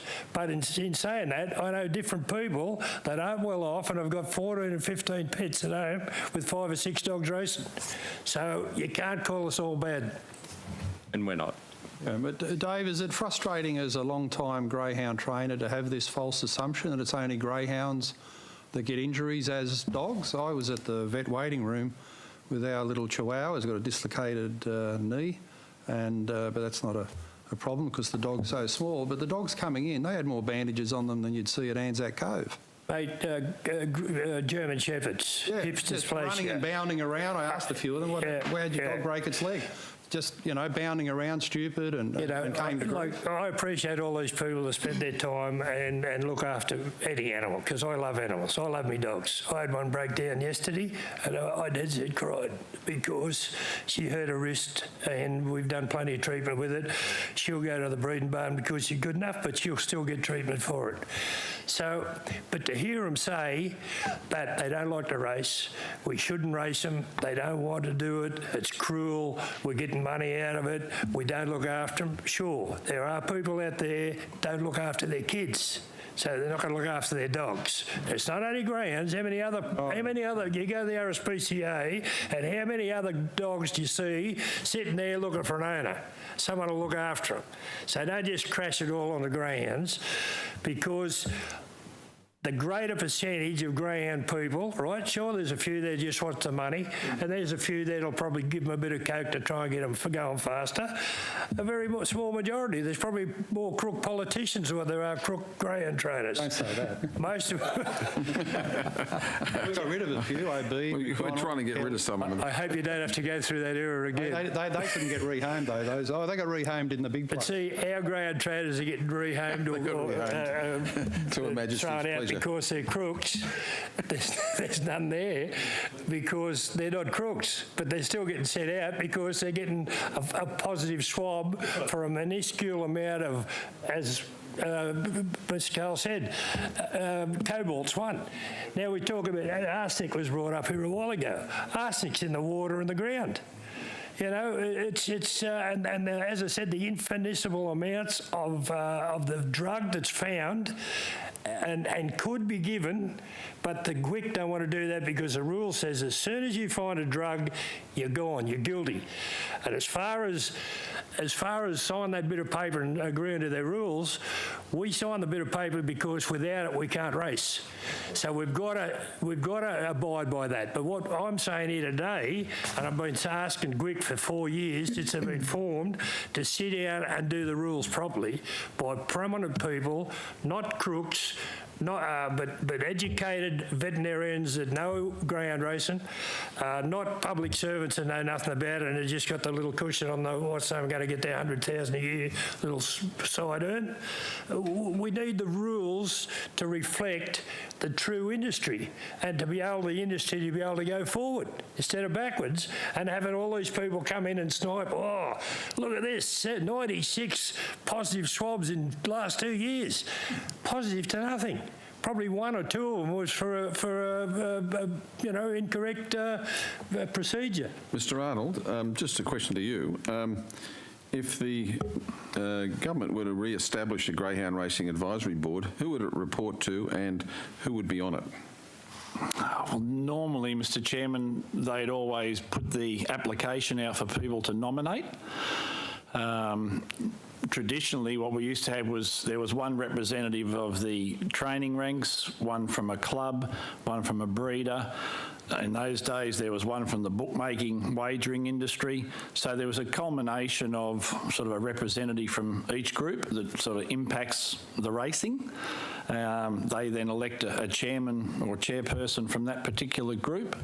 But you know, I'm more convinced than ever, listening to people speak here today, Mr. Chairman, that middle ground needs to be reintroduced, where something like what Mr. Irwin's just been talking about, even from G-WICK's point of view, they've got someone to lean on and say, all right, we've got this rule, do we need to tweak it somewhere? And then we can go back to the industry and get genuine discussion. As I've said before, we'll never get 100% of agreement, but we need to improve certainly things as they go forward. And, you know, speaking of animals, I know one trainer that was a serious canary breeder. He had 80 canaries in his house, in his aviary. He was asked to remove them. You just can't get your head around those sort of things. Would this advisory board advise the minister?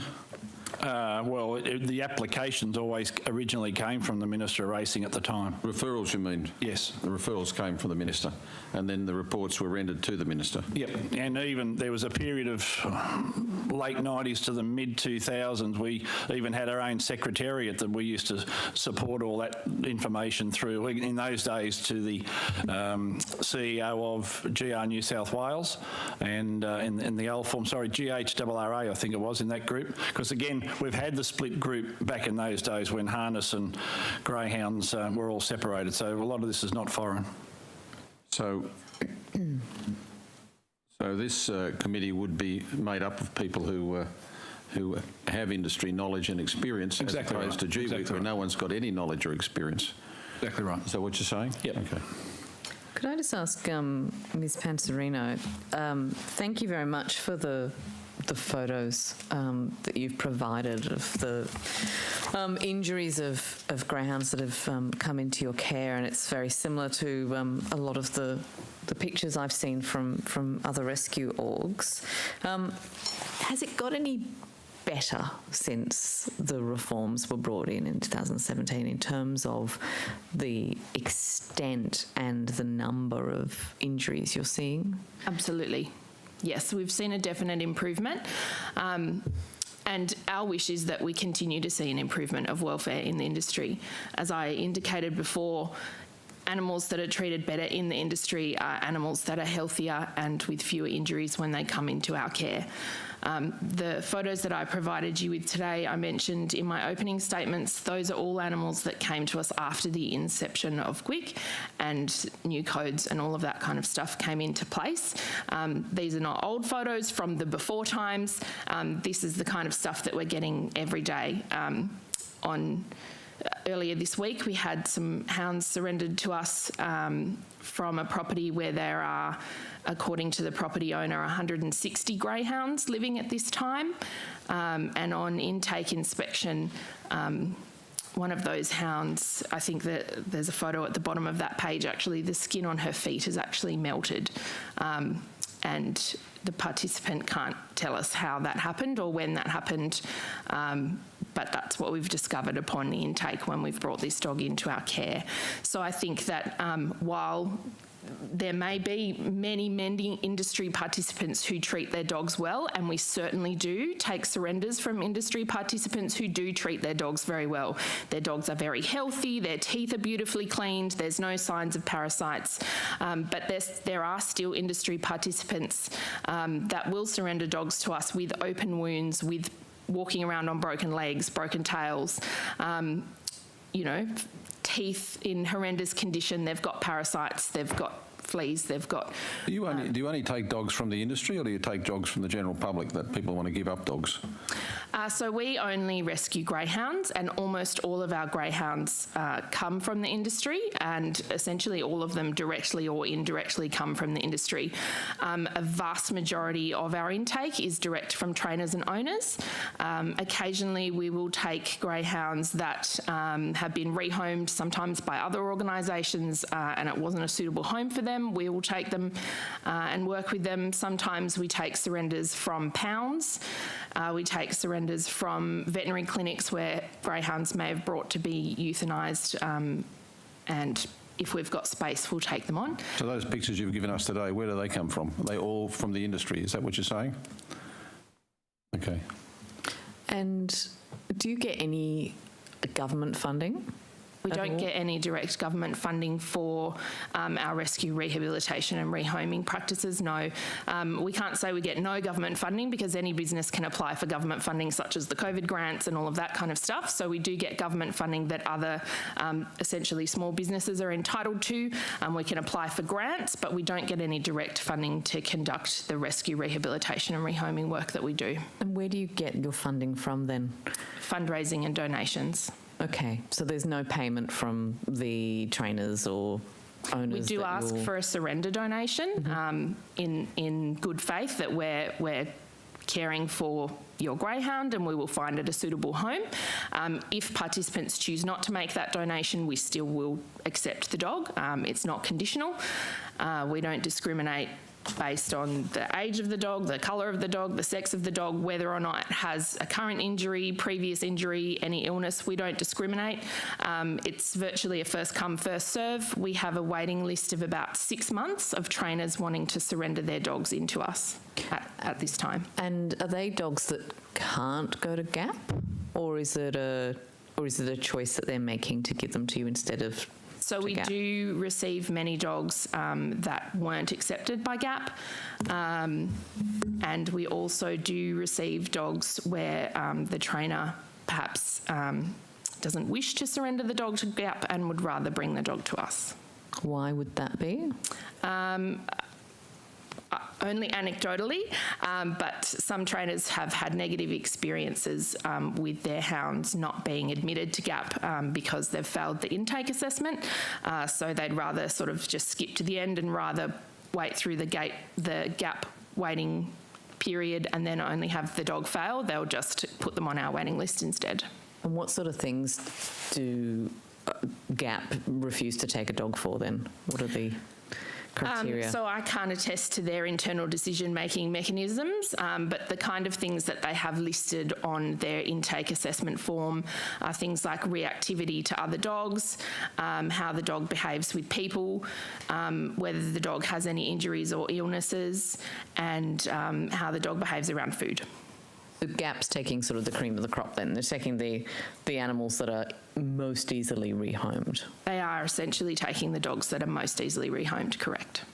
And if the dogs weren't then brought to you, so if a trainer had gone to GAP, GAP had said no, they couldn't get it into a rescue org because there wasn't the space, what would happen to the dog?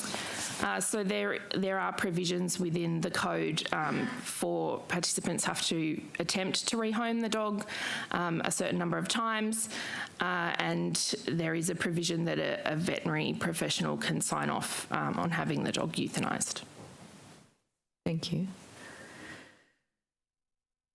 Can I just say one thing on that, what you've just asked? Most of the trainers keep themselves. A lot of trainers have kept dogs for 3 and 4 months trying to get into these programs. There's possibly more more people or more people like these, space for them because of the way the dogs are. But those dogs that are put out, it's like any dog. They can become vicious. They're unsafe to put back in the general public. So it's all right to say, oh, they're getting put out, but they're put down for a reason. It's the same thing as if you're going to let a criminal walk the streets. Sorry, can I just probe that a bit, because we heard earlier from organisations that spend months and months rehabilitating dogs that otherwise would be in that too hard basket. So, for example, a dog that isn't very good around children can be rehabilitated. It just takes a lot of time and resources. So it's not that it's beyond rehabilitation. It's just you really believe that, do you? You would let your kid walk around with a dog that could be vicious? Yes, I've seen it. You're a braver woman than me. Am I able to respond to that? Please. Last year we rehomed... All responses have to be addressed through the chair. Last year we rehomed 255 greyhounds. We euthanised one for unrehabilitatable behavioural reasons, and that was only after we spent several months trying to rehabilitate him. We saw several veterinarians. We saw a veterinary behavioural expert. We put into place a behaviour management plan. We put into place a medication plan, and at the end of his life, the decision was made for us by the greyhound. He decided to stop eating and didn't want to leave his kennel environment anymore. And we had to euthanise him, which is not something that we do. Can I just ask a question, Chair? Of the dogs that you've rehabilitated, including all of the people who have done that, were there dogs that came into your care with a history of potential or actual viciousness towards a person or a child? Yes. And then they were rehabilitated successfully without harm to a person? Yes. What percentage would you say that would be, if you can give us that off the top of your head? That's a super hard question to answer because behaviour rehabilitation is another one of those things that's not a continuum. It's not a binary yes or no. Our adoption process is extremely rigorous. It's the most rigorous adoption process of any organisation that I have come across. A huge part of our adoption process is on educating the adopter, because greyhounds, as we heard earlier, miss out on that early socialisation period that most other dogs get. So there is a lot of differences between a greyhound that is leaving a track environment and any other dog that you might meet. I'm sure everyone here today can tell you how special greyhounds are. But there are a number of things that they have not encountered in this world that we expect them to be able to deal with. It's like taking somebody, from their job here in Parliament and then sending them out to Kalgoorlie and saying, all right, now you operate a deep drill mine, off you go. It doesn't work like that. And a huge part of what we do is making sure that our adopters are educated, that they're not putting greyhounds in situations where they're set up to fail, and that they understand elements of greyhound behaviour and dog behaviour in general, and that they understand that the risks that can be associated with adopting a dog that hasn't been properly socialised. At our kennel facility, we spend a lot of time rehabilitating dogs. With people in general, we spend a lot of time rehabilitating them for things like reactivity with other breeds of dogs and small dogs. We also work with the greyhounds and with children, and in getting the greyhounds used to being socialised with children as well. We spend a lot of our time educating those adopters around the different aspects of greyhound care that may be different to working with other breeds of dog, and how to make sure that your greyhound is best set up for success. And in fact, we've actually provided advice to G-WICK and provided them with educational materials to assist industry participants in preparing their greyhounds for pet life. Could I just ask your assessment of G-WICK's new policy that instead of getting certification from a qualified vet that a dog is so vicious it has to be put down, dog owners and trainers now have to take them to the local council pound where it's exceptionally rare that you've got a qualified vet, and most people think at the pound not many dogs come out of there once they're admitted. So I think, you know, if there's a qualified person making a determination about a dog's behaviour, then that would be appropriate. I can't attest to what qualifications that person might have. That's outside of my scope of knowledge. However, I would think that if there is a person that is appropriately qualified, and not all veterinarians are necessarily appropriately qualified about behaviour, but if there's an appropriately qualified person, then I think that would be acceptable. Right, but the dog you put down, you took it to a vet, you didn't take it to the council pound. Why didn't you take it to the pound? We took it to a veterinary behaviourist who is far more qualified. Why didn't you take it to the council pound where you live? Why didn't we take it to the council? Why would we? The G-WICK policy, that's you're defending G-WICK and saying they're doing a great job. We're not governed by G-WICK. No, I know, but you're praising G-WICK, so you must be influenced by their standards and policies, no? So we've taken them to somebody that's more qualified than that. Any more questions? Mr Chairman, I'd just like to point out that Greyhound Racing New South Wales are the adoption people. They adopt the greyhounds. GWIC don't adopt them. GWIC make the rules on all these things, and as I said, a lot of them should be, you know, done again right throughout the rule book. But it's actually Greyhound Racing New South Wales that is in charge of the government, the adoption part. Mr. Irwin, are you suggesting that G-WICK should take on the adoption of and maintenance of dogs as well? I'm suggesting the G-WICK gets banned. The stewarding and welfare part goes back under Greyhound Racing New South Wales. And that way we'd get back to tours. We'd be able to get some rules in there that are the proper rules for Greyhound Racing. We don't discard the adoption program. We still have the inspectors to do the inspections of the properties. I have noticed that there's been a few people under the rules that GWIC have challenged and probably suspended over welfare issues that, once again, I'd say weren't welfare issues at all. So I just think that the way GWIC is, the way it's been run for the last 4 years, there's nothing that you could really give GWIC a rap for, barring this new e-tag system, which has taken 4 years to come into place. Now, if they were so efficient and so, hands-on, why would it take 4 years to put one of the most important things in the e-tracker for all greyhounds? And as I said, a lot of the suspensions, and don't get me wrong, there are still people there doing the wrong thing, and we've got to have inspectors to look after them.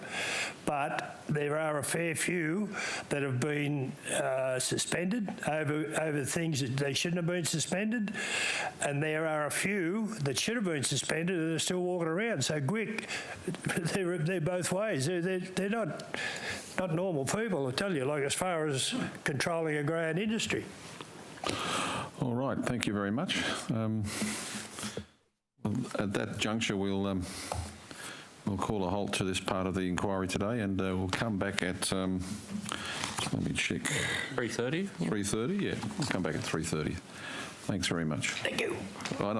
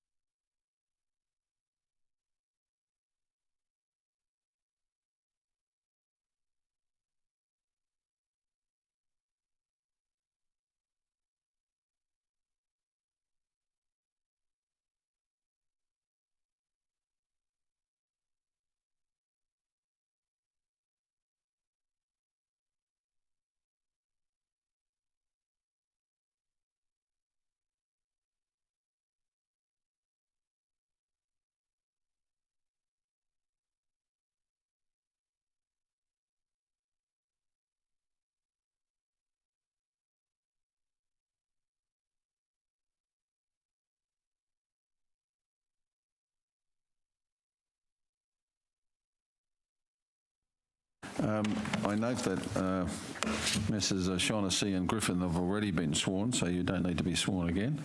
I might ask, starting with you, Dr. Coopers, to swear either an oath or an affirmation and give us a brief description of your role with G-WICK. I swear that the evidence now about to be given by me to be the truth. Thank you. And your role? Yes, my role is the Chief Veterinary Officer for the Greyhound Welfare Integrity Commission. My primary role is the protecting the welfare of greyhounds and promoting their well-being. My role involves overseeing the on-track vets at all the race meetings across New South Wales. I assist Wade Birch in management of many race day operations. I assist in the research on things which will assist in reducing injuries and for greyhounds. And okay, thank you. Mr. Tutt.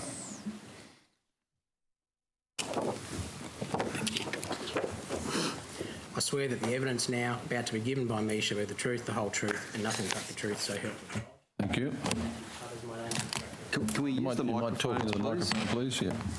Really difficult, and you won't get accurately reflected in the transcript otherwise. So you need to use the microphone. Matthew Tutt's my name. I'm the Director of Compliance, Policy and Legal Services with the Greyhound Welfare and Integrity Commission.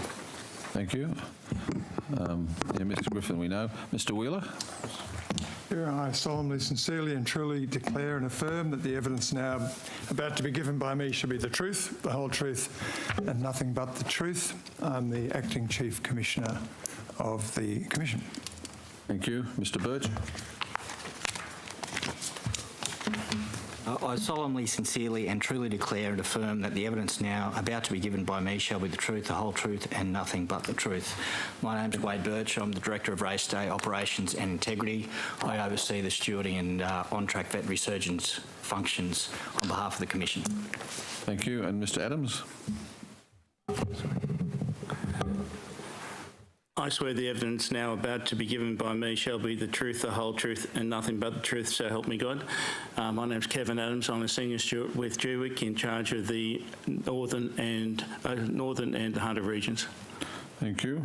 Mr. Griffin, do you want to make an opening statement, a short opening statement? Pass that on to, sorry, Chair, I'll pass that on to Chief Commissioner Wheeler. Thank you. Thank you. I thank you for the opportunity to make a brief opening statement today. This committee has heard evidence from a range of participants. I have to note over half of them have been the subject of disciplinary action undertaken by the Commission or have a personal or employment relationship with somebody who has. The evidence appeared to be quite similar, if not the same, as evidence before the 2013 and 14 Select Committee inquiry into GRNSW, chaired by you, Mr. Chair, which recommended the establishment of a Racing Integrity Commission oversighted by the Independent Commission Against Corruption. And as recommended by that committee, we now have a separate integrity body, albeit not seated across all three codes as was contemplated. Nevertheless, the benefits of the oversight applied to G-WICK and its role are not understood necessarily by all in the industry.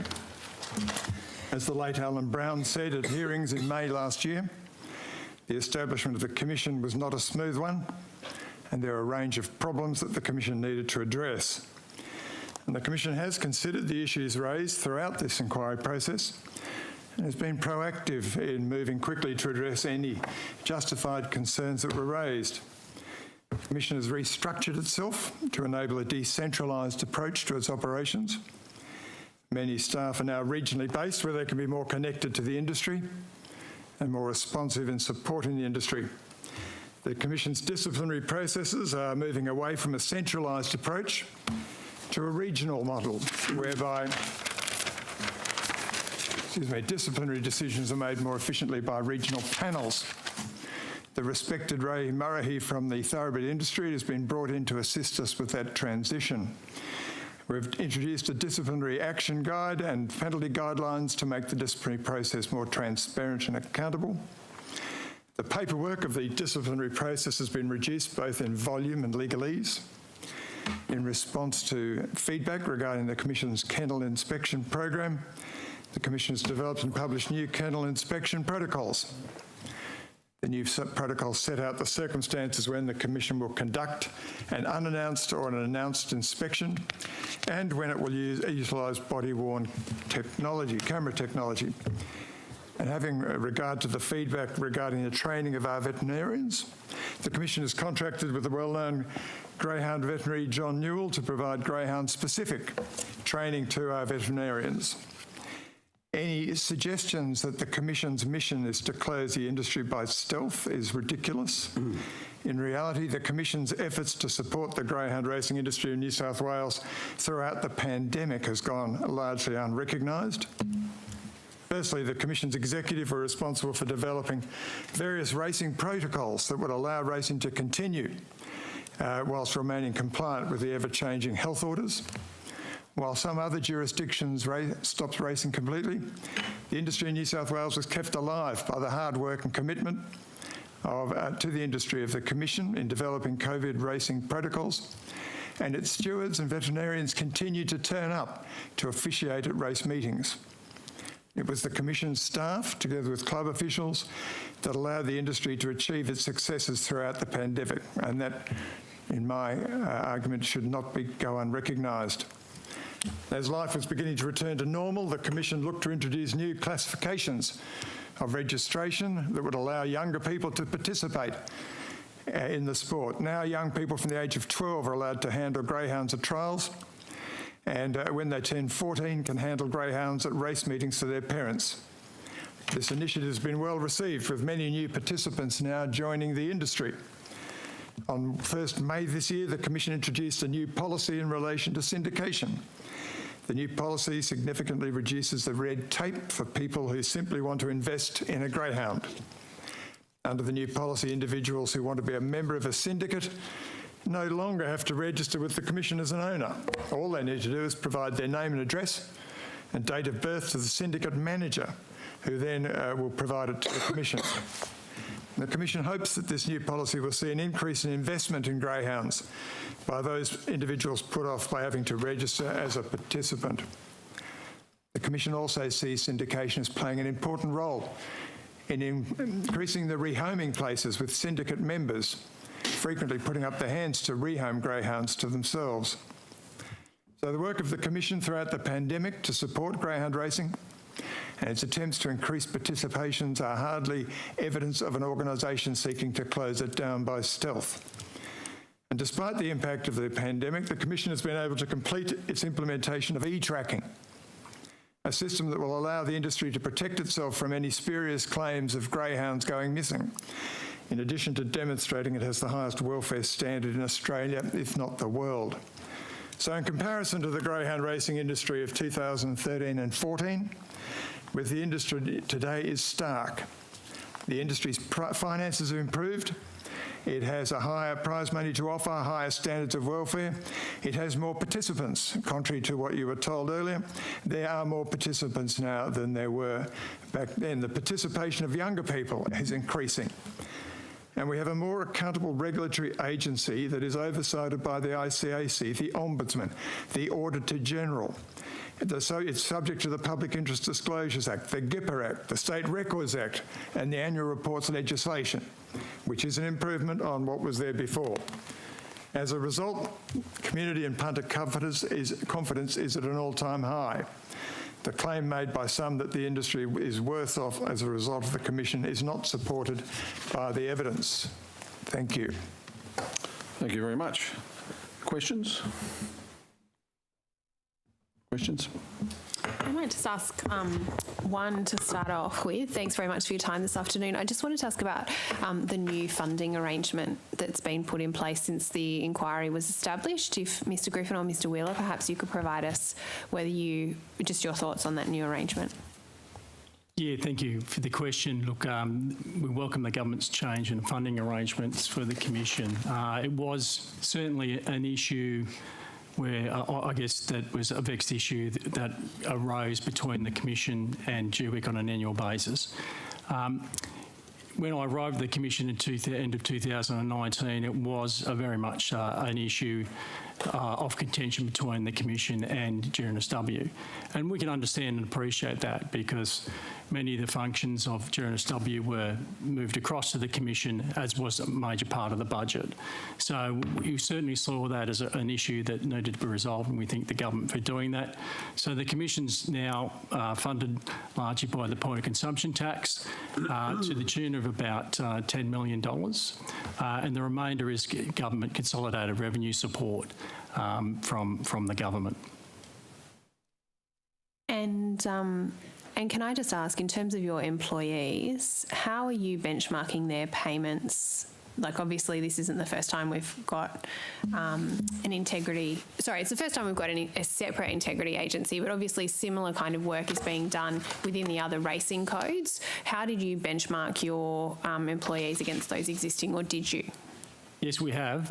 In terms of, I guess the one issue that we spoke about last time is the fact that G-WICK as a government employer, the salary rates are higher in terms of the salary bands that exist within the government sector as compared to non-government sector wages.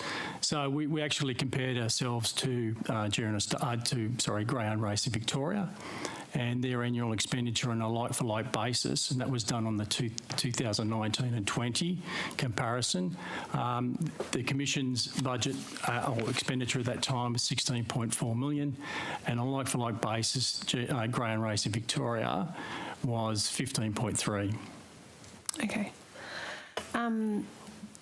I might pass to the other colleagues, and I apologise because I'm a new addition to the committee, so I wasn't here for that evidence. I'll pass to my colleagues, and then I might have another couple of questions at the end. Thanks. Can I just pick up on that funding point? So we heard at the beginning of the inquiry, and in some of the submissions, there was that idea that industry participants were perhaps more. Won't do anything with them, but.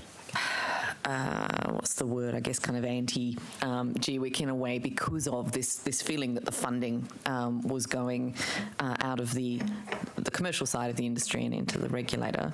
I think the hope was that some of that tension would go away if the funding was changed. Has that made a big difference, do you think? Or will it take a bit longer for that sort of, those feelings to dissipate? I think in terms of participants, they're largely, I think the concern about the prize, obviously the prize money has gone up as a result of increased revenue coming into the sport. I think the issue of funding really was something that was between the two organisations, the GNSW and the Commission, in terms of the funding model, and that was the much vexed issue between the two organisations. It was an annual issue that was frequently and hotly debated. And but in terms of participants, they just want both the Commission and GNSW to get on with improving the industry, and that's what we work with them to do. There was, though, a number of participants who were, absolutely understand that it was, really that tension with funding was between the two organisations, but that sort of discontent had spread to the participants, or at least that was being reflected back to us from participants. Do you think that the relationship between G-WICK and the participants has become better as a result of that, or is it too early to tell? I don't know. Well, largely from I go to race meetings and speak to participants, and G-WICK is not the top of their list when I speak to them about issues. So I'm not quite sure that the change in the funding model is the reason for that. I think that they understand that G-WICK is working to improve itself, and this is their feedback to me. They can see that G-WICK's changed, particularly over the last couple of years. It's taking steps to improve the way that it relates and works with industry, and more particularly they understand that, that G-WICK's got an important role to play. So I think there's a lot of other factors where, and thirdly, that we have supported the industry strongly throughout the COVID, and they do appreciate that we were there, particularly our vets and our stewards were there every day at race meetings making sure that racing could continue. So they now know that we're certainly fully supportive of the industry and having a sustainable future. And so I think, I'm not quite sure whether the change in the funding model is the impetus for the change in view, but I think it's more the fact that we've actually walked the walk and we've been there with them through a hard time and saw the industry through that. Another of the issues I guess we were discussing when we had you before this committee a year or so back was, and we talked about whether it was because G-WICK is relatively new still, but I'm curious as to if you took on board some of the feedback in relation to participants feeling that they weren't given adequate notice of rule changes, that they felt that they didn't necessarily have the technology required to engage with G-WICK in the way that G-WICK wanted it to. There was a bunch of, I guess, relationship issues between G-WICK and the participants that we were talking about during that hearing. Do you think that has improved over time now in the last year or so? Yeah, thank you for the question. Yes, most definitely, in the fact that we're certainly moving forward in terms of sort of technology and communicating better with the industry. And I think the Grand Industry Participant Advisory Council has been very helpful in better informing the Commission and what it needs to do. We've taken on board a lot of the issues that were raised throughout this committee process to improve our processes as the Acting Chief Commissioner outlined. We have listened. I guess the major thing that probably as the Acting Chief Commissioner has raised is that the industry, it has been friction because G-WICK is a government agency. Because it is a government agency, it operates differently than the previous controlling body, which was not a government agency. And the Chair's previous committee back in 2013-14 raised those issues, those similar issues that we've heard throughout this inquiry about over harsh penalties, being attack on whistleblowers, those sorts of things, they still remain. But the issue is that the Commission is a government body, so it will act differently than the previous controlling body. And as we said earlier, a thing that probably it's not appreciated at the moment is that if participants feel aggrieved by the way the Commission has treated them, apart from the appealing the disciplinary processes, they can go to the ICAC if they believe there's corruption's occurred. They can go to the Ombudsman if they believe there's maladministration. They can come to members of Parliament. So we, unlike the previous controlling body, we are strictly regulated and controlled by and oversighted, something I don't think that the industry is quite well aware of as much as we try to promote that fact. But that's the reality. We heard some evidence earlier that there was perhaps a disproportionate response to some offences over others when it comes to, for example, I think the evidence, the examples that were given in evidence were, somebody sort of speaking out against G-WICK in a poor way or being offensive on a track would get quite a relatively severe penalty versus somebody who had committed a welfare offence against a greyhound. Do you have a response to that? Yeah, thank you. So first of all, I just want to correct on public record that the Commission does not make the rules of racing. Okay, they're largely made by Greyhound Australasia. The Commission does make some local rules, but they're very few and far between, and that's done in consultation with the industry, particularly Greyhound Racing New South Wales, Gibraltar and Greyhound Clubs New South Wales. So yes, look, the major thing that we've done there, as articulated earlier, was to publish penalty guidelines, so that we can be held to account for the disciplinary decisions we do make. And if people are felt aggrieved by those, they can certainly seek an internal review. Again, an internal review of a decision is something unique to a government agency. So that can be done. Unfortunately, as much as we try to publicise, internal reviews haven't been taken up frequently. And then there's also the Racing Appeals Tribunal for people to take up if they feel aggrieved about a decision made by the Commission in regard to discipline. So it's like court, we know through the court system that there's always different decisions made in different courts, but at the end of the day, they're usually based upon information that people are not privy to as part of the decision-making process. And so that's why you need to read the decisions to understand the differences between the decisions that are made. Just one final question before I hand over to my colleagues, give them a chance. I take your point about there are, being a government agency, there are avenues of appeal.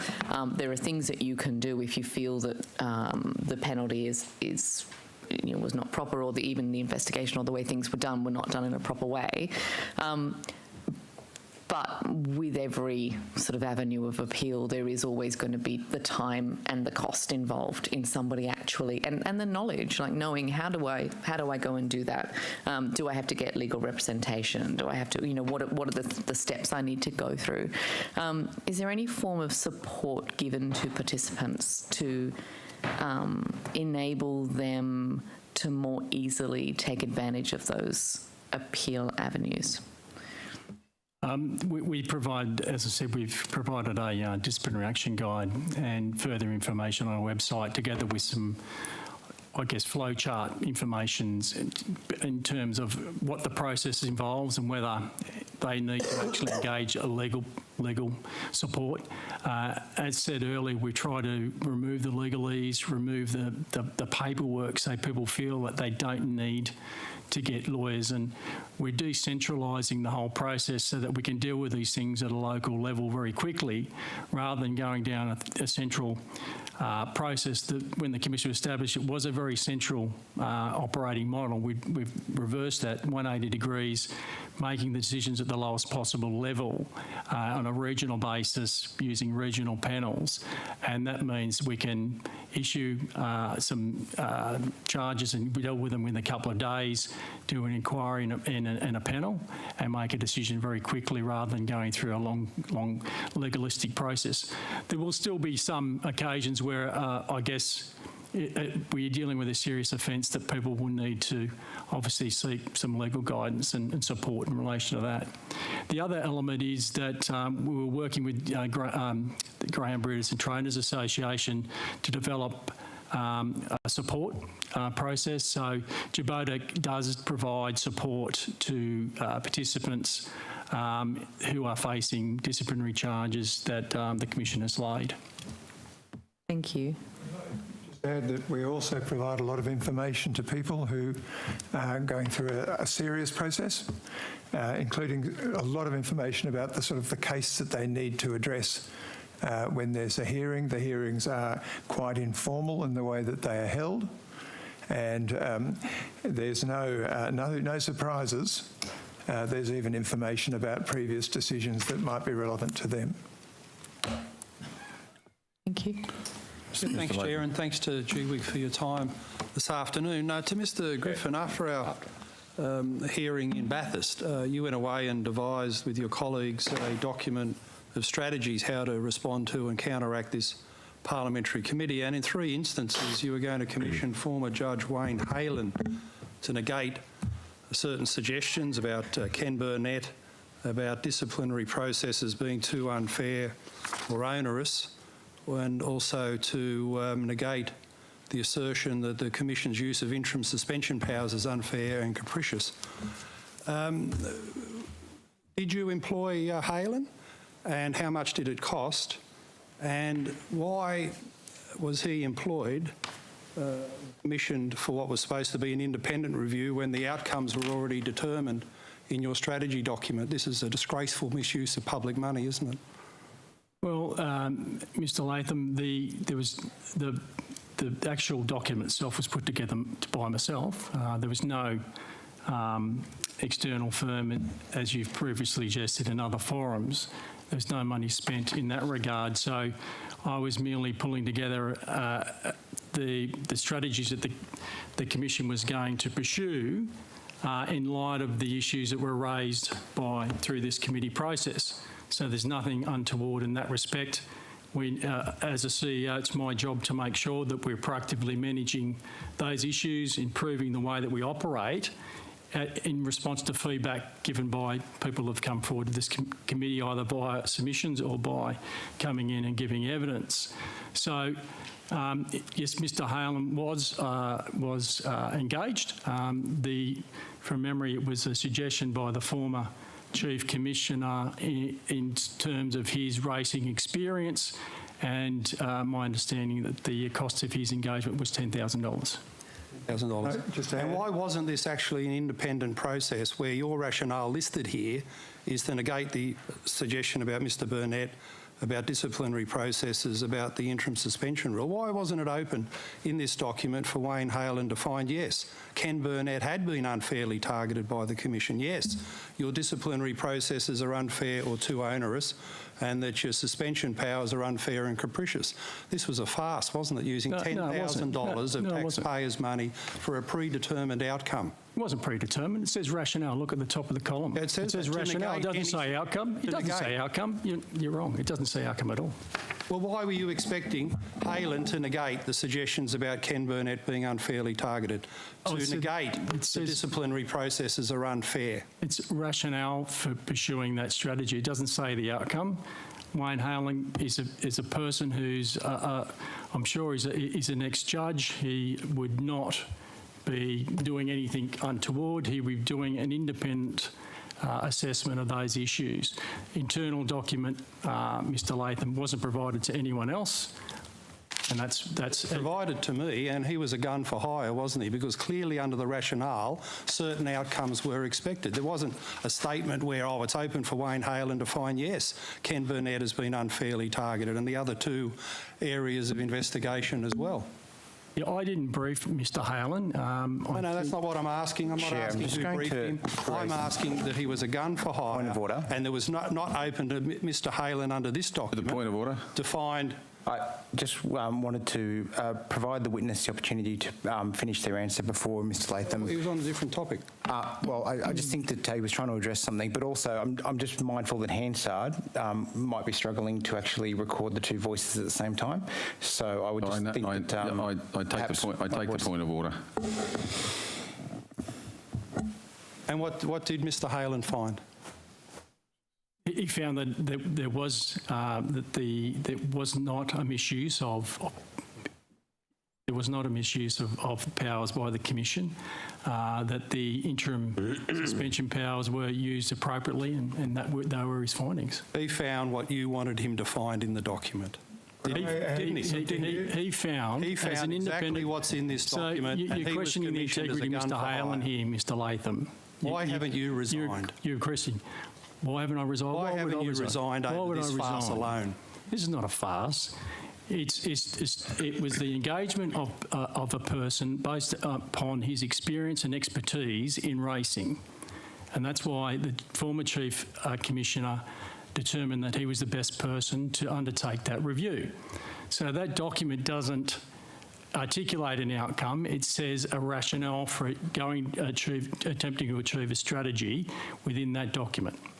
It's not an outcomes document. Is it true that Halen has found in each of the three areas what the document wanted him to find? He's found what he found, Mr. Latham. He was free to determine what he wanted to determine. He's a free, independent individual, and you're casting aspersions on his character by suggesting otherwise. No. I'm casting aspersions on your character that you've commissioned someone with a predetermined outcome set out in your strategy document. That's what I'm asserting. Okay. And in terms of that, why is it the role of G-WICK in response to a parliamentary committee? You're sworn in here under parliamentary privilege and the Parliamentary Evidence Act. Why is it the role of G-WICK, instead of coming here with honest answers and an honest process, to go away and try and negate and diminish the work of this committee? Can I just add here, it was the former Chief Commissioner's decision to do this. Mr. Halen was not briefed on an outcome. He was asked for his advice, and he gave that advice. I don't think you were involved in the brief. That was done by other officers. So what you're alleging is completely inaccurate. and it is insulting to the person concerned. Well, you're saying that Brown, who's now dead, commissioned him, but he's nominated here by Griffin in this document 3 times. How do you explain that? We do talk.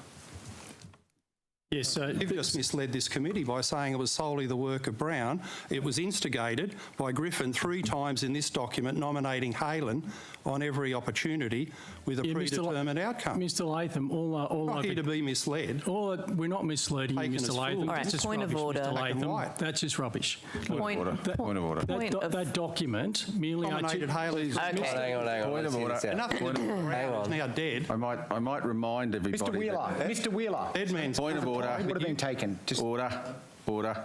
I might remind everybody here that you address all your answers through the chair.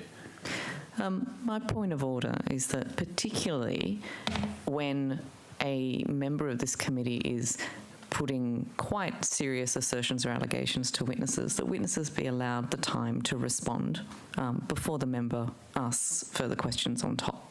Fair enough. Did you nominate Halen 3 times in your document, Mr. Griffin, which earlier on you've said was solely your own work? Yes, I recorded that in that document agreed decisions made by the commissioners and the executive. That's what I recorded in that document. Why did you nominate Halen with these predetermined outcomes? I recorded in that document. Why Halen? Because the former Chief Commissioner recommended he be the person to conduct those reviews. You said this was your own work. No one else was involved in this document. That's what you told us. In the preparation of the document. You can't have that both ways. The preparation of the document, Mr. Latham, prepared the document based upon conversations with the Chief Commissioners and the Executive on how we're going to deal and move forward with feedback from this committee. And can you table the 3 Halen documents that cost $10,000 of taxpayers' money? Yes, we can. Yeah, you happy to do that? Happy to do that. I turn to Mr. Birch and ask, why did you accuse former steward Tizick of leaking material about Brett Davenport to Ray Hadley when you had no proof that any such thing had occurred? And in fact, Mr. Tizick didn't leak that material to Hadley or anyone else. I didn't accuse him of that. You're denying the assertion that the person you were talking to remembers that he was accused of that? Accuse him of that. Why did Mr. Tizick leave the organisation? He resigned. Didn't you bully and harass him out of the organisation because of the allegation that you said that he'd leaked the material to Hadley? No, I did not. Why did Brett Davenport become registered as a participant when he was a convicted murderer and shouldn't have been anywhere near a Greyhound track where people go there for the enjoyment of this wonderful sport, not to rub shoulders with a convicted murderer, that your organisation registered as a participant? I didn't register him. Well, who did and how did it come about? How does this possibly happen in this organisation that convicted murderers, and we heard earlier on, an alleged rapist, is registered as a participant by an integrity organisation? Any answers from anyone?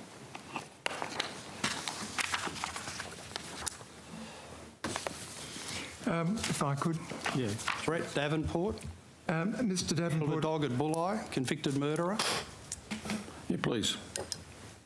Mr. Davenport applied for registration as an owner trainer in September 2020. As part of its registration processes, the Commission requested a national police check. The Commission investigator interviewed the applicant and requested further information Mr. Davenport provided. The Commission has considered Mr. Davenport's application in March 2021 and determined, having regard to all the information available, that he was a fit and proper person to be registered. So we're talking about an offence that occurred, well, let's put it this way, he had an unblemished record since 2011. There was evidence of extensive efforts to rehabilitation, and his current employment as a council ranger were factors taken into account. The other issues I really won't go into because of Privacy and Personal Information Protection Act. So what you're saying then is you knew he was a convicted murderer and that wasn't a problem in terms of being a good enough character to be a participant in this industry. He had served, G-WICK have higher standards? He served his time and he had demonstrated that he had taken steps to rehabilitate himself, and his current employment was one of trust, and he had been an blemished record since 2011. And what was his record before 2011? Well, I think you've mentioned it. Okay. Sorry, I should have directed that through the chair. So who would you rule out, having found out these types of crimes in the National Police History Check? What does it take to be ruled out as a participant? If I can assist, Mr Latham, towards the end of... Murderers and rapists are okay. Who would be ruled out? A point of order, Mr Chair. Could the member please allow the witnesses to answer the questions uninterrupted? Thank you. Who would be ruled out? I uphold that. Towards the end of 2021, the Commission introduced a new fit and proper person framework, and that outlines in fairly clear criteria what particular matters the Commission has regard to when they register a prospective applicant, and that outlines an array of matters including past criminal conduct or matters of disciplinary history within both the greyhound industry and other racing industries. And we published the registration framework so that we could give our prospective applicants for registration an understanding of what it is that the Commission will have regard to before we register our participants. Today, would you register a convicted murderer? We would give, obviously, consideration to a variety of criteria, and we would look at such things as when the offending conduct occurred, what steps of rehabilitation may have been made by a particular person, and whether it's in the best interests of the greyhound racing industry to register a particular person. And we're given that power, of course, through the Greyhound Racing Act, but we overarch that with our registration framework. What about a rapist? As I said, Mr Latham, we have regard to a variety of factors. Criminal history is one of those, and it depends, of course, on not only their criminal history, but whether that person being registered would be in the best interests of the industry. It's not a hard and fast rule. Each applicant is taken on their merits, and we apply, as I said, our registration framework against their application process. And what duty of care do you feel you discharge to people who attend a greyhound meeting and, unbeknownst to them, would be rubbing shoulders with a convicted murderer or a rapist and would feel obviously distinctly unsafe and shocked? Such people could be registered by an integrity body as legitimate participants in this industry. Well, at the forefront of our registration processes is what is in the best interest of the industry and what protective measures that we can apply. And as I said, it may be that we have regard to past history, criminal or otherwise, and if a particular instance in the past renders that person inappropriate to be registered, well, then we apply our framework against that. And if there was any instances of anyone in the industry at a racetrack or otherwise who felt uncomfortable about a particular situation, well, then there's mechanisms for them to go about to report that to us, and we take those steps. Do you feel like it's a double standard that so much priority is given to the welfare of a dog, but the welfare of a young woman at a greyhound racing meeting who is standing next to or has contact with a rapist or a convicted murderer, that's not a priority for saying that person shouldn't be on the track? As I said, Mr Latham, I've sort of explained our process that we go about as to how we register particular applicants. Other colleagues have questions? I'll come back for another round if that's okay. Okay, Mr Chair, thank you very much. Thank you very much, everybody, for attending. From looking at your report, it's quite clear that you have a very strong policy on rehoming, correct? That's correct, isn't it? Yeah. And I'm just wondering how that policy is implemented through Greyhound Racing New South Wales, and what oversight does G-WICK have of that very important area? I'm not quite sure who might be in the best position to answer that question. Yes, rehoming is a responsibility of Greyhound Racing New South Wales. There are clauses in its operating licence in relation to creation of rehoming places. The Commission's responsibility relates to a policy that sets out pathways for greyhounds to be rehomed and those greyhounds that can't be rehomed, what are the pathways for those greyhounds. So is there a quarterly or annually reporting by Greyhound Racing New South Wales to G-WICK as to the success or otherwise of rehoming programs? Yeah, we've received no information that I'm aware. No, that's right. Even though your policy is very strong about what is that rehoming should be being implemented. Correct. We receive information direct from the participants and the rehoming organisations, GAP and other rehoming organisations when greyhounds are rehomed. So we do get the data directly in terms of greyhounds that are rehomed. So in terms of the need for GNSW to provide us with rehoming statistics, it's not overly concerning.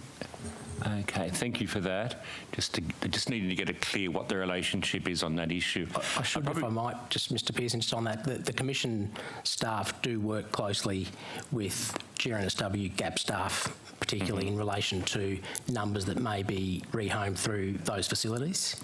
Right. So there is that interrelationship between both of our organisations. Okay, thank you for that.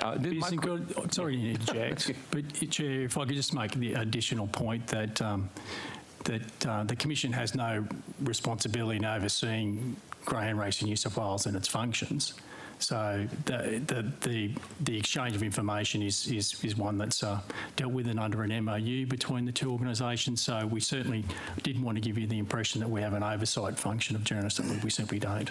But if Greyhound Racing New South Wales was beginning to fail in providing homes for the number of dogs that are retired that the community would expect, what would G-WICK do if that was brought to your attention? Yeah, our responsibility is to report such things to the Minister under Section 12F of the Greyhound Racing Act. Okay, great, thank you. And my next question is to Dr. Tony Quipus, is it? Okay. I understand that the Greyhound Welfare Integrity Commission has an animal welfare panel. Is that correct? Yes. And what's what constitutes that panel? Who is on it? Yeah, I might. Sorry. I could probably assist us in that question as well. The Animal Welfare Committee is made up of the 5 members that are contained within the Greyhound Racing Act. There's a person with veterinary experience, there's a representative of the industry, there's a representative of GRNSW, there's a representative from the Department of Primary Industries, and there's also an RSPCA representative. Okay. But my understanding is it doesn't necessarily have to be a veterinarian to be in the position that's allocated to a veterinarian, that it could be another another agent from another community centre or public service. That is actually written in your report, that it isn't an absolute requirement that it be a vet. Why is that when it's an animal welfare panel dealing with animals? I'm not sure. The person that's occupied that position, to my understanding, has always been a veterinarian. So you might need to take that question on notice then. And is that veterinarian, is one of the requirements of that veterinarian is to have some expertise, recognised expertise in greyhounds? I can't recall what the actual provision in the Act says, Mr Pearson, but I'm happy to take that on notice. Take that on notice, okay. And my final question is in relation to a situation where I understand a veterinarian was performing a procedure on the tendons and other tissue in the legs of greyhounds. apparently at the time it wasn't called what was essentially a burning, scarring procedure. It wasn't called firing because under the Prevention of Cruelty to Animals Act, firing is prohibited back in 1997. That occurred in relation to horses. But I understand there's a matter before G-WICK concerning a veterinarian or even more than one where this procedure had occurred and it now is becoming evident that it is actually firing and there may well be, there is a case perhaps before the courts. Could you update us, the committee, on as to where that very important matter is up to? That matter's still under investigation, Mr Pearson, so it's not appropriate that I go into too much detail about that at this point. Is it the case that firing in the regulations pertaining to greyhound racing, that firing or the equivalent of what firing constitutes will become prohibited? So what the Commission did in December of last year is on the back of those some matters where we understood that greyhounds had undergone a procedure, was introduce a local rule that prohibited the procedure known as firing, and the Commission defined what firing was under the rules, and as part of the local rule brought in by the Commission, prohibited greyhounds that in the Commission's view had undergone that procedure. So therefore, if somebody is facing an inquiry who had been undertaking those procedure, which is now pretty much defined as firing, they've actually committed an offence, correct? Well, what the rule does is prohibits greyhounds that have undergone that procedure from racing or participating in trials. So the purpose of the rule was to protect the industry, to ensure that greyhounds that had undergone a procedure known as firing would not race. Okay, thank you. Chair, do you mind if I thought you'd had asked your last question. Oh, sorry, just one short one. Just in this table of the mortalities, greyhound deaths reported in 2019 to 20, 13% of them were euthanased after a private veterinarian certified that the greyhound was behaviourally unsuitable for rehoming, typically aggressive, open and close brackets. Does the Commission think that 13% of greyhounds to be considered to be aggressive unusual?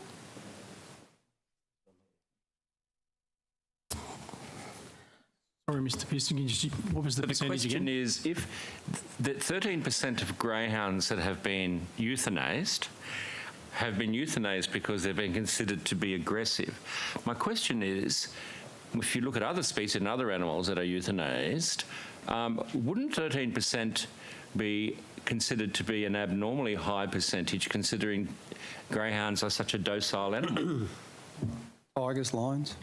Look, I'd have to take that on notice, Mr Pearson. I've had discussions with Steve Coleman from the RSPCA in relation to this matter, and certainly there are certainly within all breeds of dog or animals, in terms of particularly dogs, that there's a certain percentage, and Steve's very familiar with this, and that simply cannot be rehomed because they're too aggressive, and it'll be wrong to rehome dogs in certain circumstances. Are you aware at all of there being arguments that to euthanize a dog for aggressive behaviour or to euthanize a dog for a possible catastrophic injury, that there is pressure that at times duress is being put on veterinarians to euthanize animals simply because the owner doesn't want to pay for the treatment, or it's a way of reducing the numbers that have to be rehomed?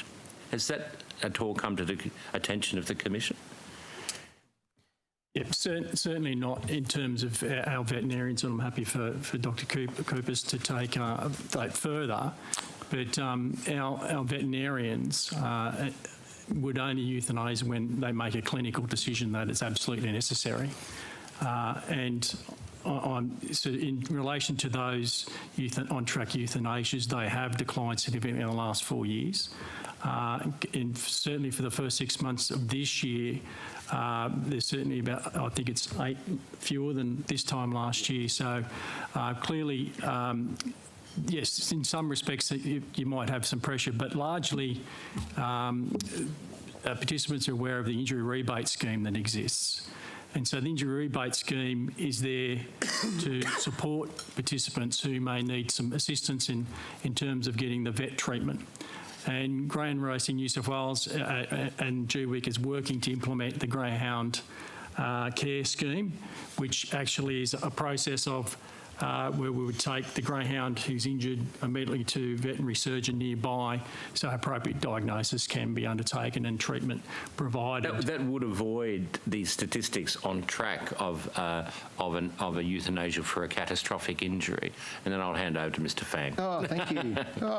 Sorry, do you understand my question? Yeah, I do, Mr. Pearson. And what we do is we follow up on those matters within 24 hours to see what the outcome is, and we transparently report that outcome on a quarterly basis. So it would go into the statistics? Correct, and it does. Okay. Thank you, Chair. Thank you. Just checking in. We're Thank good? you. Okay. Oh, thank you. G'day, how you going? Good. Thanks for coming in today. I noticed in the opening statement you talked about you felt as if participants perhaps hadn't recognised what it is that G-WICK had done during the COVID pandemic. Do you think you could expand a little bit more on that and just tell us some of the things that G-WICK have done to assist participants and the industry during the COVID pandemic? Okay.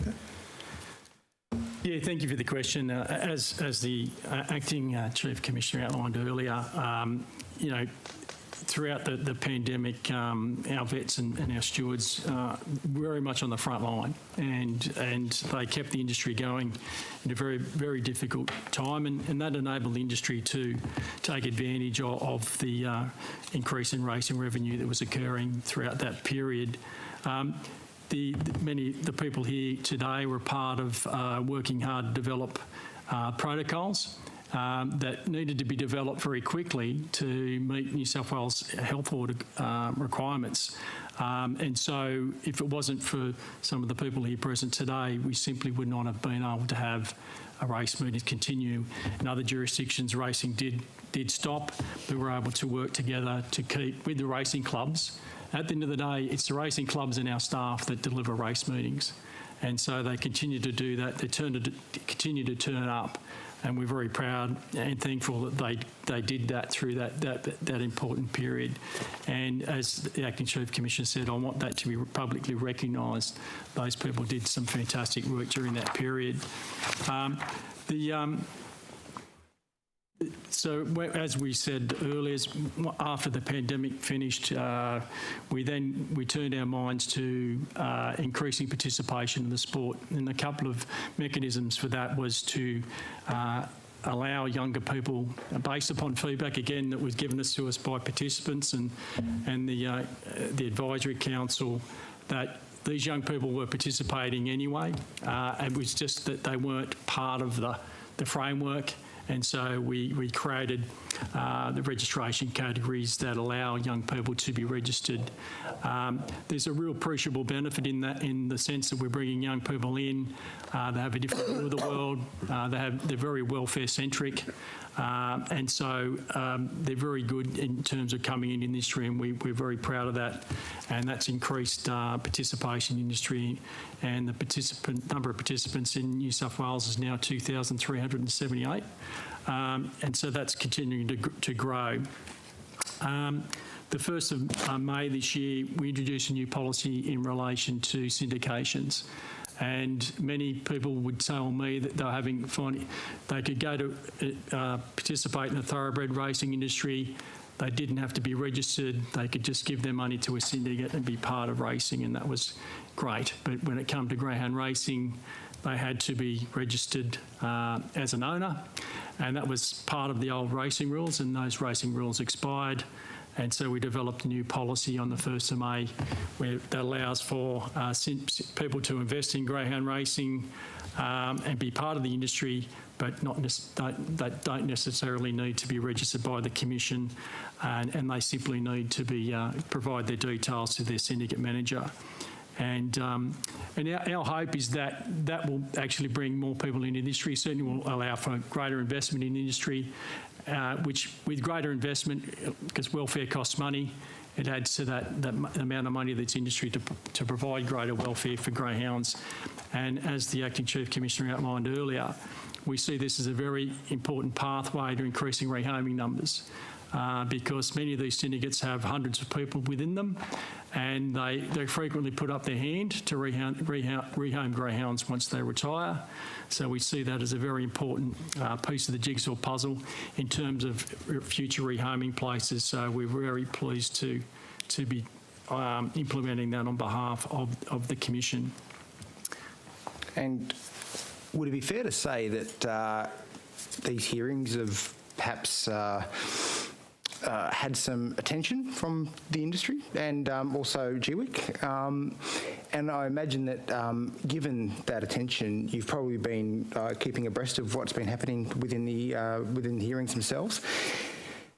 Given that some of the issues have been raised during this hearing and previous hearings as well, I imagine that you've already started work on some of the solutions to this. So can you perhaps provide the committee some insights as to the work that's already started on addressing some of the issues that we've looked at during these hearings? Yeah, thank you for the question. There certainly has been a lot of feedback that it's come out through submissions to this inquiry, and we do take on board that feedback, and some of it's very valid feedback. The Commission's only 4 years old, 4 years of age tomorrow. And so, as I said earlier, when the Commission was first formed, it had a very centralised process, which really slowed the way that it was delivering outcomes and supporting the industry. So we've completely restructured the organisation. We've restructured the way that we did disciplinary decisions. Disciplinary decisions are now made more quickly by the Commission's Integrity Hearings Panel. This is only an interim step as we move towards complete regional decision making, and I spoke about penalty guidelines earlier. And so we can be quick and responsive to the local level via our stewards and inspectors being regionally based. As said earlier, Ray Murray has been brought in and engaged to help us develop a better inquiry process so that we can deliver on this regional hub model that can deliver efficiencies to the industry and make our decision making more efficient and effective. The notices of disciplinary action based upon feedback at this committee have been reviewed and pared back to made less legalistic, which is very important. The Commission has also published a disciplinary action guide and other information on its website to better inform participants of the steps involved in the disciplinary process. Among other things, the disciplinary action guide sets out in what circumstances the Commission will invoke powers to issue interim suspensions, and that was a much vexed issue, as we heard from many participants about whether and when the Commission should be using interim suspensions. Having regard to penalties issued by the Commission, it's developed in consultation with industry key stakeholders a comprehensive penalty guideline and published on its website. And we look forward to taking this back again to the industry. We're going to reconsult with industry in relation to that penalty guideline because we want them to have further input into that guideline. So that guideline is designed to deliver consistent and fair disciplinary decisions, allows participants to understand the likely penalty that are applied to breaches of the racing rules and Commission policies, and most importantly, it's there to ensure the Commission is accountable for the decisions it makes. The Commission intends, as I said, to consult further in relation to the currently penalty guidelines. In response to feedback regarding the Commission's kennel inspection program, the Commission has developed and published its new kennel inspection protocols.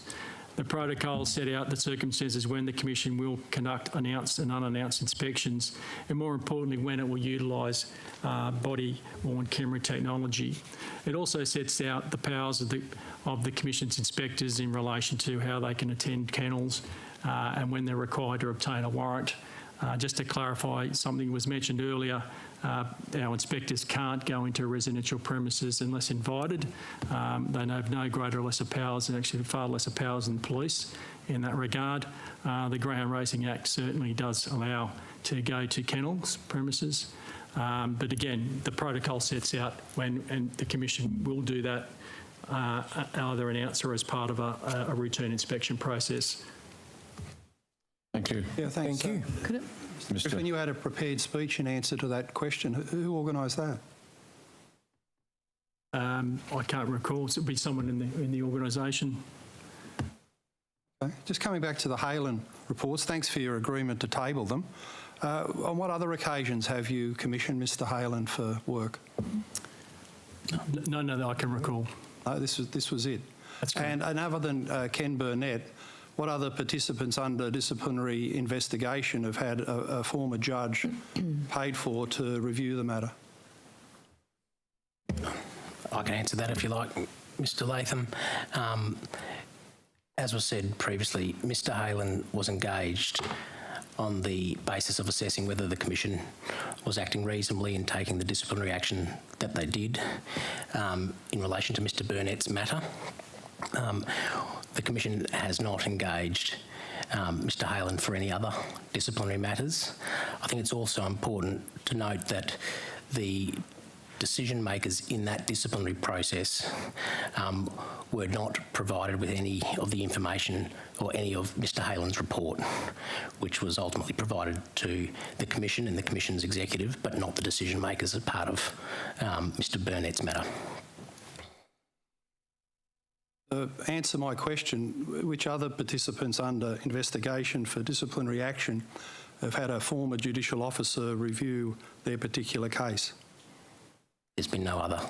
Right. Only Ken Burnett. Hundreds and hundreds and hundreds of inquiries and disciplinary action. Only Ken Burnett has been targeted in this way. Well, Mr Halen was engaged for the specific purpose to assess whether the Commission was acting reasonably in taking the disciplinary matter, and Mr Halen provided a report in relation to that to the Commission's executives and commissioners, but there's been no other instance where the Commission has engaged Mr Halen or any other former judicial officer.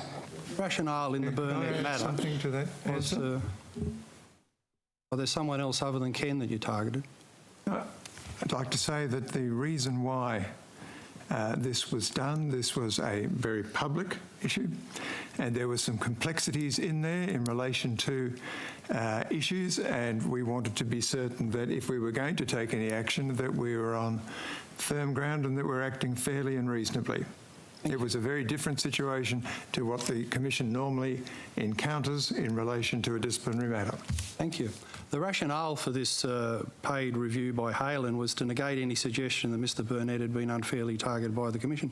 How many times did Mr Halen speak to Mr Burnett or his legal representatives to get the other side of the story?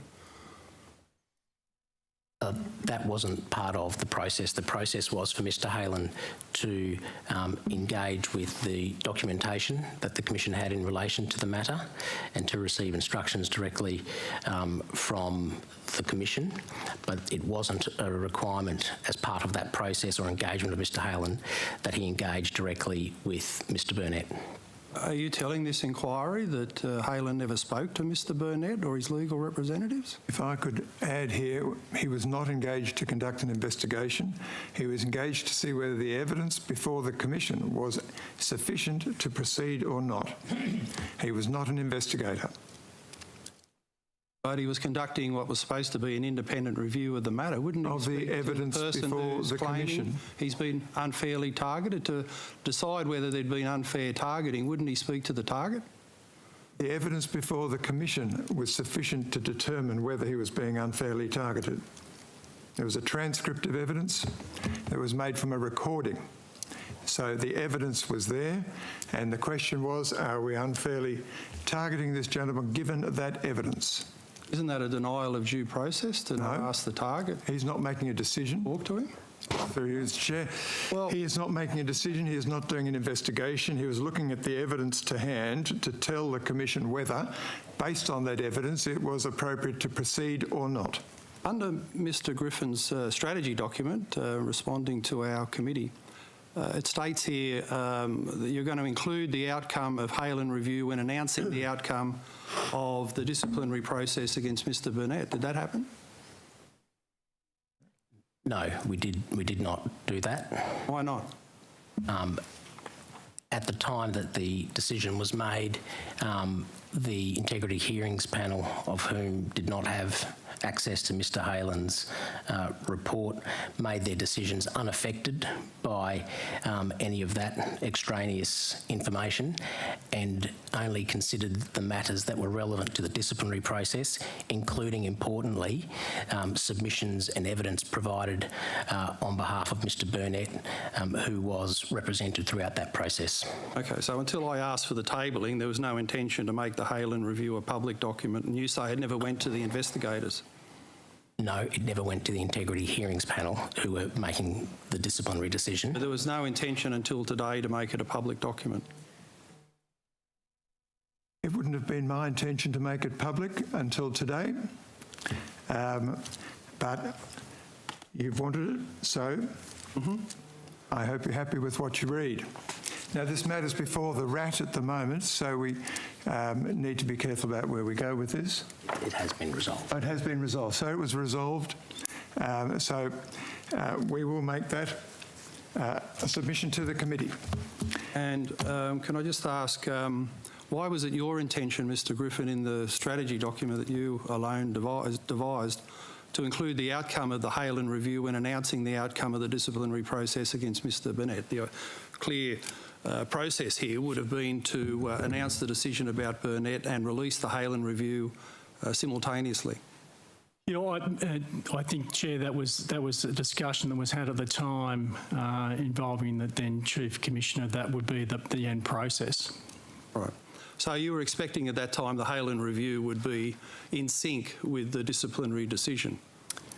Oh, I can't recall, but I do recall in the context of the discussion that it's in that recorded in that document that there was a view expressed, but that by the then Chief Commissioner that be dealt with at the same time if possible. So you weren't expecting that there'd be a disciplinary finding of any kind against Mr Burnett, and the Halen review would contradict that, and it would look silly in releasing them simultaneously. That wasn't your intention, was it? Mr Griffin? Okay. Well, it's Mr Griffin's document about a response to this Mr Griffin's document was not setting out how something was going to be resolved. The documentation that accompanies the Halen review isn't something that necessarily is in Mr Burnett's interest to release. The decision that was made was that we would not proceed, and but you want it released, so we will release it. Okay, great. It's good to have a spokesperson, but can Mr Griffin actually answer the question as why were you wanting to simultaneously release the Halen review with the finding against Mr Are you okay there? Am I allowed to ask my questions as a parliamentarian without disrespectful carry on? Thank you. And Mr Griffin can answer the question as why was it your intention to release the outcome of the Halen review simultaneously with the disciplinary process against Mr Burnett, other than that they would be identical findings? You weren't going to make a fool of yourself, were you, by Halen contradicting the finding of the disciplinary process? Yeah, not at all. The intent there was to be transparent. Why didn't you be transparent and do what you intended to do in this document dated the 17th of June last year? Yeah, I just... Can Mr Griffin answer without the spokesperson whispering in his ear? Thank you. I'm not quite sure what transpired after that, but there was decisions made subsequent to that document being prepared, Mr Latham. They were decisions that were made by the commissioners at the time. Able to answer. Mr Wheeler's able to contribute. If we could go in camera, we could go into more detail about this. I think that's only fair to Mr Burnett. And can I turn to Mr Birch and ask about the Gardens, race 3 on Thursday the 26th of May. How many times in the history of G-WICK has the lure got around the corner before the boxes open so the dogs have got no line of sight on the lure? And the chief steward at the time declared that to be a legitimate race. None in my time. The only time it's happened. That's my understanding. And what was the process whereby over the next 7 days eventually it was declared a non-race? Myself and Mr Deegan, a senior steward with G-WICK, interviewed all the trainers involved in the race. We made a decision that it should have been a no race, and we reversed the decision. What do you say to the punters who feel that it wasn't a fair contest and they did their money cold on dogs that lost? We made a mistake. And what action did you take against the person responsible, Mr Adams here? So I cancelled Mr Adams. We've also changed our processes. There was a process and systems error. We used a bunker system throughout the course of COVID, which limited our stewards' exposure to participants and people on track. That resulted in the chairperson of the meeting being stationed from their home. It was something we continued with. That system raised issues with communication between stewards on track and off track, and as a result, that's contributed to this particular decision. So, in doing what we thought was right for the industry, we've obviously failed in this particular respect. Something was wrong, it needed to be made right, so we conducted an inquiry and we got to the right decision. And why wasn't Mr Adams stood down after this unprecedented farcical event? We didn't think it was appropriate to stand Mr Adams down. Why? Because, as I said, we believe it to be a systems and communications error. That was a contributor. We cancelled Mr Adams in respect of the process. We believe that to be the appropriate course of action. And why has the footage of the race been taken off the website? Was that at your request? No, we don't control the website. That's the Dogs website. That's Greyhound Racing New South Wales website. You don't know why they took it down? I don't. Okay. Also at the Gardens, under the watch of Mr Adams on the 23rd of April, the dogs were, two dogs, litter sisters, were kennelled for the wrong race. And it was only when the trainer walked the first dog onto the track that the wrong race was identified, and Mr Adams then intervened to tell the staff to take the dog back to the kennelling area and to swap the dog for the correct dog. So isn't Mr Adams responsible for identifying these greyhounds via the microchip before they're kennelled, and this should never have happened? Mr Adams is not, no, not as the chairman of the meeting, no, he's not. But who was responsible? I'd have to ask Mr Adams. I'd have to take around notes. Okay. You don't recall the incident with the wrong dog? Yes, I do. Sorry. I recall the incident, but I don't recall who was the first identification on the day. Right, and why did the trainer get fined $200 for presenting the wrong greyhound stake at the microchipping stage? And especially when the trainer was the one who saved the humiliation of the wrong dog running in the race by alerting the stewards. So the circumstances on the day, Mr Latham, was that the trainer's wife kennelled the dogs in the wrong race bays. I don't recall what races they were in, to be frank with you, but I do know that they, the trainer's wife at the time, put the incorrect dog into the incorrect kennel bay. Therefore, when those dogs were retrieved for that particular race, the steward, Louise Warren, who was the second identified steward at the time, could not correctly identify that greyhound because it was the wrong greyhound that was put into the kennel bay. And while she was endeavouring to go around the business to find out why she couldn't identify it, that's when the trainer brought it to attention that the greyhound was the incorrect greyhound for that race. Who microchipped the dogs? Or which time do you? Well, for these races, to make sure it was the right dog. Yeah, Miss Warren microchipped the dog for that particular race, and she came to the conclusion it was the incorrect dog because she couldn't identify the dog through the microchip. When did she do that? Because the action was taken as they were walking the dog to the boxes. I don't believe that was correct. I believe the trainer brought it to the attention of the stewards when he was actually holding the dog during the stir-up. It never got on the way to the track to the boxes. That's my understanding. You wouldn't microchip after the stir-up, would you? I'm not aware of when the microchip was taken. Surely the microchipping was before the thing got to the stir-up. My understanding is... And that microchip would have shown it was the wrong dog. Correct. That's my understanding is so when what happened to that steward who has microchipped the wrong dog?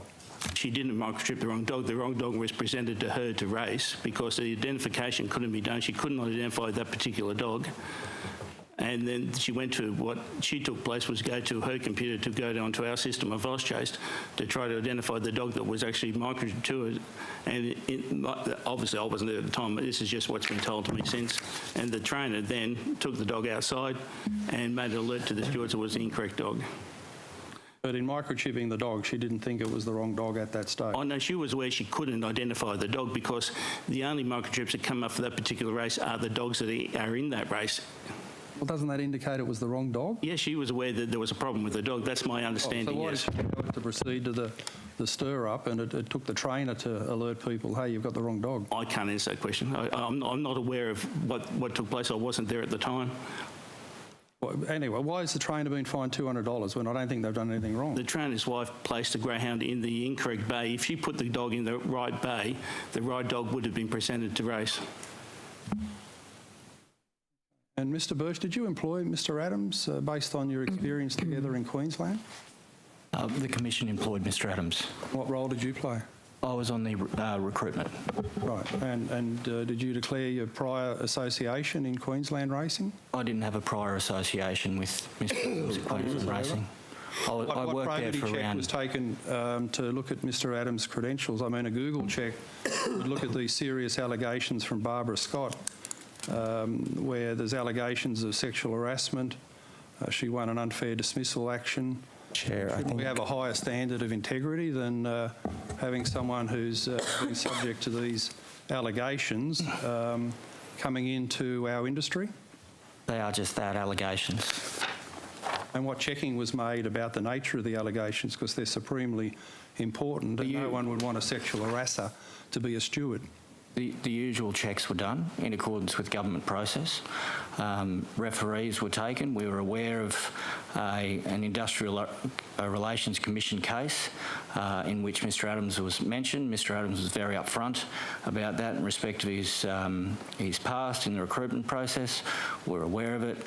There were no proven allegations against Mr Adams. Mr Adams' character is, in our view, sufficient to hold the role of a steward. Right, and what knowledge did you have about Mr Adams before you were part of the recruitment panel? I met Mr Adams in the hall at Queensland Racing. He was introduced to me by Jamie Dart, Chief Steward of the Greyhounds, and that was the last time I think I saw Mr Adams until the recruitment process in which we've just referred. Okay. And can you tell us a bit about the box draw for the Group 2 Richmond Oaks and Richmond Derby on the 24th of June, which had to be aborted because the stewards didn't know how to do the box draw properly? They were going to do it in alphabetical order, meaning that all of us interested in greyhounds, if we bought one, they'd all be called aardvark. No, they didn't. They did the drawing correctly. They did incorrectly? Yes. They did. And how is that possible from an organisation that's supposed to have integrity and professionalism? How could you have stewards for a Group 2 race who didn't know how to do the box draw? Yeah. The steward, unfortunately, was a part-time steward that did that box draw or oversaw the box draw. It was done incorrectly. It needed to be redrawn and was redrawn. And what happened to the steward? Did they get sacked for being a goose? Sorry? Did they get sacked for incompetence? No, they did not. No? What training do you give people about how to do a box draw, which is obviously one of the most fundamental jobs of a steward? We're currently putting together a steward's manual. The manner in which you do a box draw will be contained in that particular manual. Right. What confidence do you think punters and participants should have in the capacity of your stewards, given the litany of fiascos there that I've just read out? A race declared valid, which is clearly a non-race, the wrong dog, the wrong box draw. This is like the Keystone Cops, isn't it? I wouldn't call it a litany. We have 28 race meetings a week, Mr Latham. And you've got, what, 2 or 3? I've got 3 fiascos. You've got 2 or 3 instances when we have 28 race meetings a week over the last, how long, 4 years? Well, punters are careful with their money. They don't want any mistakes. We don't see this. So I completely disagree with what you're saying. Chair, I'm going to take a point of order here. I think, Chair, Hansard cannot record 2 people speaking over each other in the manner that's happening now. I suggest we have a question asked and then we allow the witnesses to respond. Why don't we see these mistakes in the thoroughbreds? Sorry? Why don't we see these mistakes in the thoroughbreds? I worked in the thoroughbreds. Why are they only in the greyhounds? I worked in the thoroughbreds for 20 years. These mistakes occur in the thoroughbreds, I can assure you. What, the AJC Derby has the wrong box draw? No, the AJC. The wrong horse. There's been plenty of incorrect. There's been plenty of incorrect barrier draws done in thoroughbred racing, Mr Latham. I regulate it for 20 years. Could I ask a few... How many are declared to be a valid race and a week later a non-race? I think they started a race in South Australia last week. New South Wales thoroughbreds. When a horse was still under the barriers. So matters and mistakes. They declare it a non-race if the horse is under the barriers? Incidents do occur, accidents do occur. Did they declare that a non-race? Chair, I couldn't tell you. Sorry, this is beginning to become a farce. We need to have a question asked and allow the witnesses I've seen a lot worse situations, Mr. Fang. I think Mr. Layton's come to the end of his questioning. Thank you. Thanks, Chair. Abigail Boyd. Thank you. Just a few additional questions. Firstly, I understand that the RSPCA has raised the issue of greyhounds being given away on Gumtree and other sort of internet sites, and that some of these greyhounds are being just sort of free to a good home. Oh, I see, okay. Is that something that the Commission is looking into? Are you concerned about the welfare outcomes of dogs sold in that way on Gumtree? Yeah, thank you for the question. Look, the method of seeking rehoming through Gumtree is not necessarily an issue for itself. Obviously, we want to make sure that there's proper welfare outcomes. And as you're aware, as the greyhound is rehomed from the industry, the Commission updates the companion animal, well, first of all, contacts the new owner who's outside the industry to make sure they're a bona fide person, and puts their details on the companion animal register. And we also send them information about how to actually look after a greyhound, because it is a different breed to look after. So if there's any concerns about participants seeking to use Gumtree to rehome a greyhound, then on occasions they are brought to our attention and we investigate. Similarly, I understand that GAP has been sort of having these $30 dog days where you can sort of come along and pick up a dog for $30. Do you have concerns about that as a process for adoption of greyhounds? Not in particular. As I said, obviously we need to ensure that we're getting the bona fides and the details of the individuals to whom the greyhounds are being rehomed. That's happening. As I said, we're checking the bona fides, we're putting the details of those people on the companion animals, contacting them and giving them the information they need, regardless of the method or approach that's been taken to rehome those greyhounds. In relation to the recent media release in relation to the e-track system, which we've been sort of waiting for a little while, is it your understanding that this e-track will still only apply to the to participants will it actually fill that gap between, I guess, G-WICK's ability to be able to investigate greyhounds that have moved on to the companion animals register? Yep, the Commission's e-track will cease once the greyhound comes off the greyhound register in New South Wales and the greyhound's placed on the companion animals register. Okay, so there's still not there still won't be an obligation on a person who has adopted a greyhound or taken a greyhound outside of the industry to get that microchip checked every year or any of those things. No. So it doesn't fix that problem with what's happening to those dogs necessarily that are leaving the industry.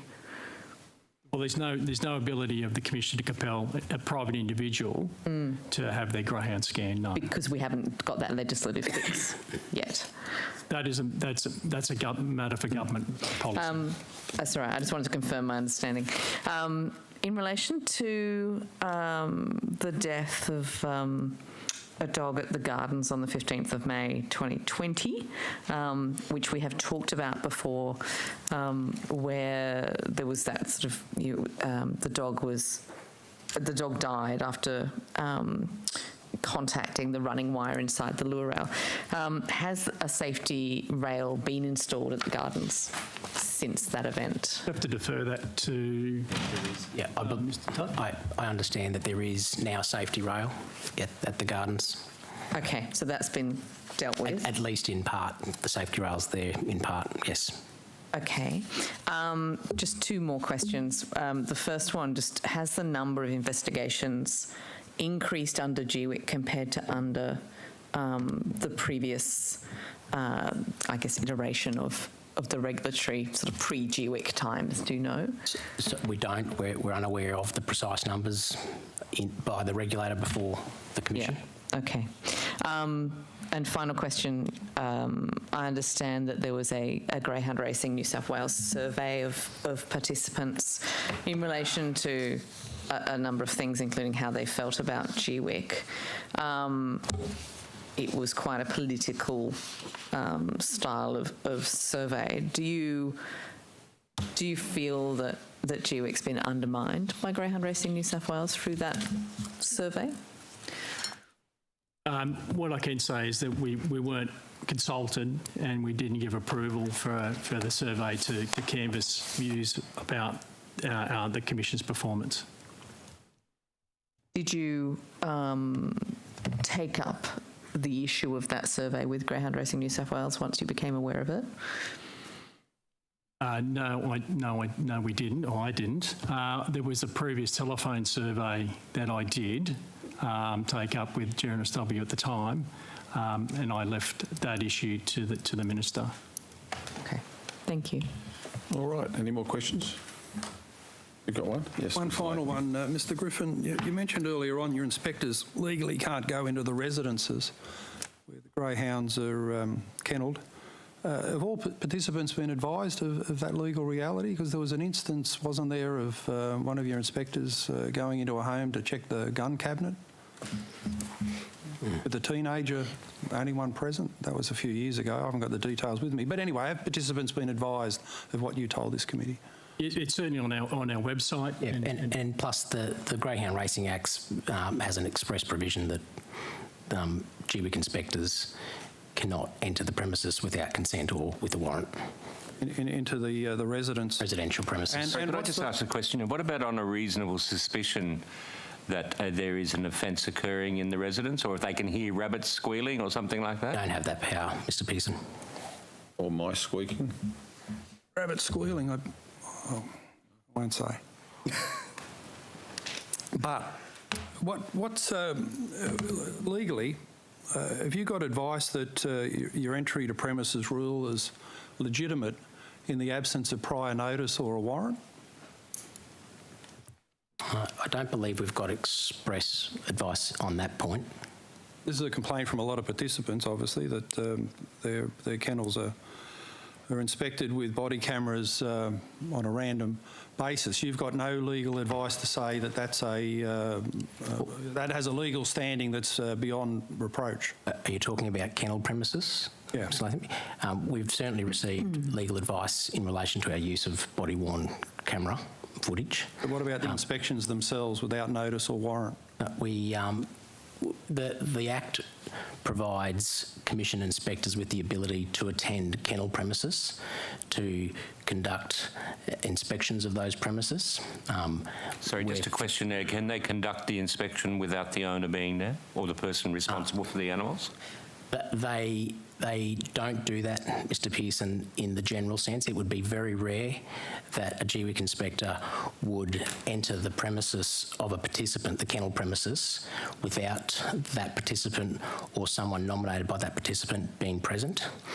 The usual course is for a inspector, if it's a routine inspection, to attend at a pre-announced time to undertake the inspection. There will always be instances where inspectors have to attend kennel premises without providing a announcement in advance, and that's for intelligence-led reasons. And we do that when the circumstances require it. But if it's a routine inspection, there will certainly be that notice in advance. Have you got legal advice saying that random inspections of kennels without a warrant has legal standing and authority? I might be able to assist, Mr. Taylor. I think the powers are consistent across the three codes of racing. They've been tested at appeal on many, many occasions. Have you got a legal advice that says what you're doing is legally valid?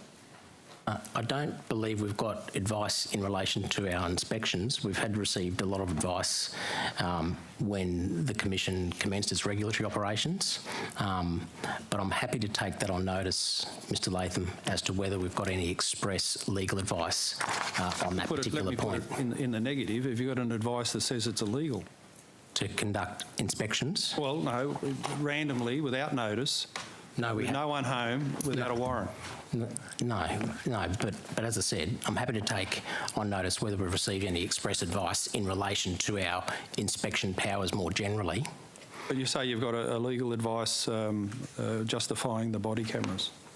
We've received legal advice in relation to body-worn cameras. Yes, we have.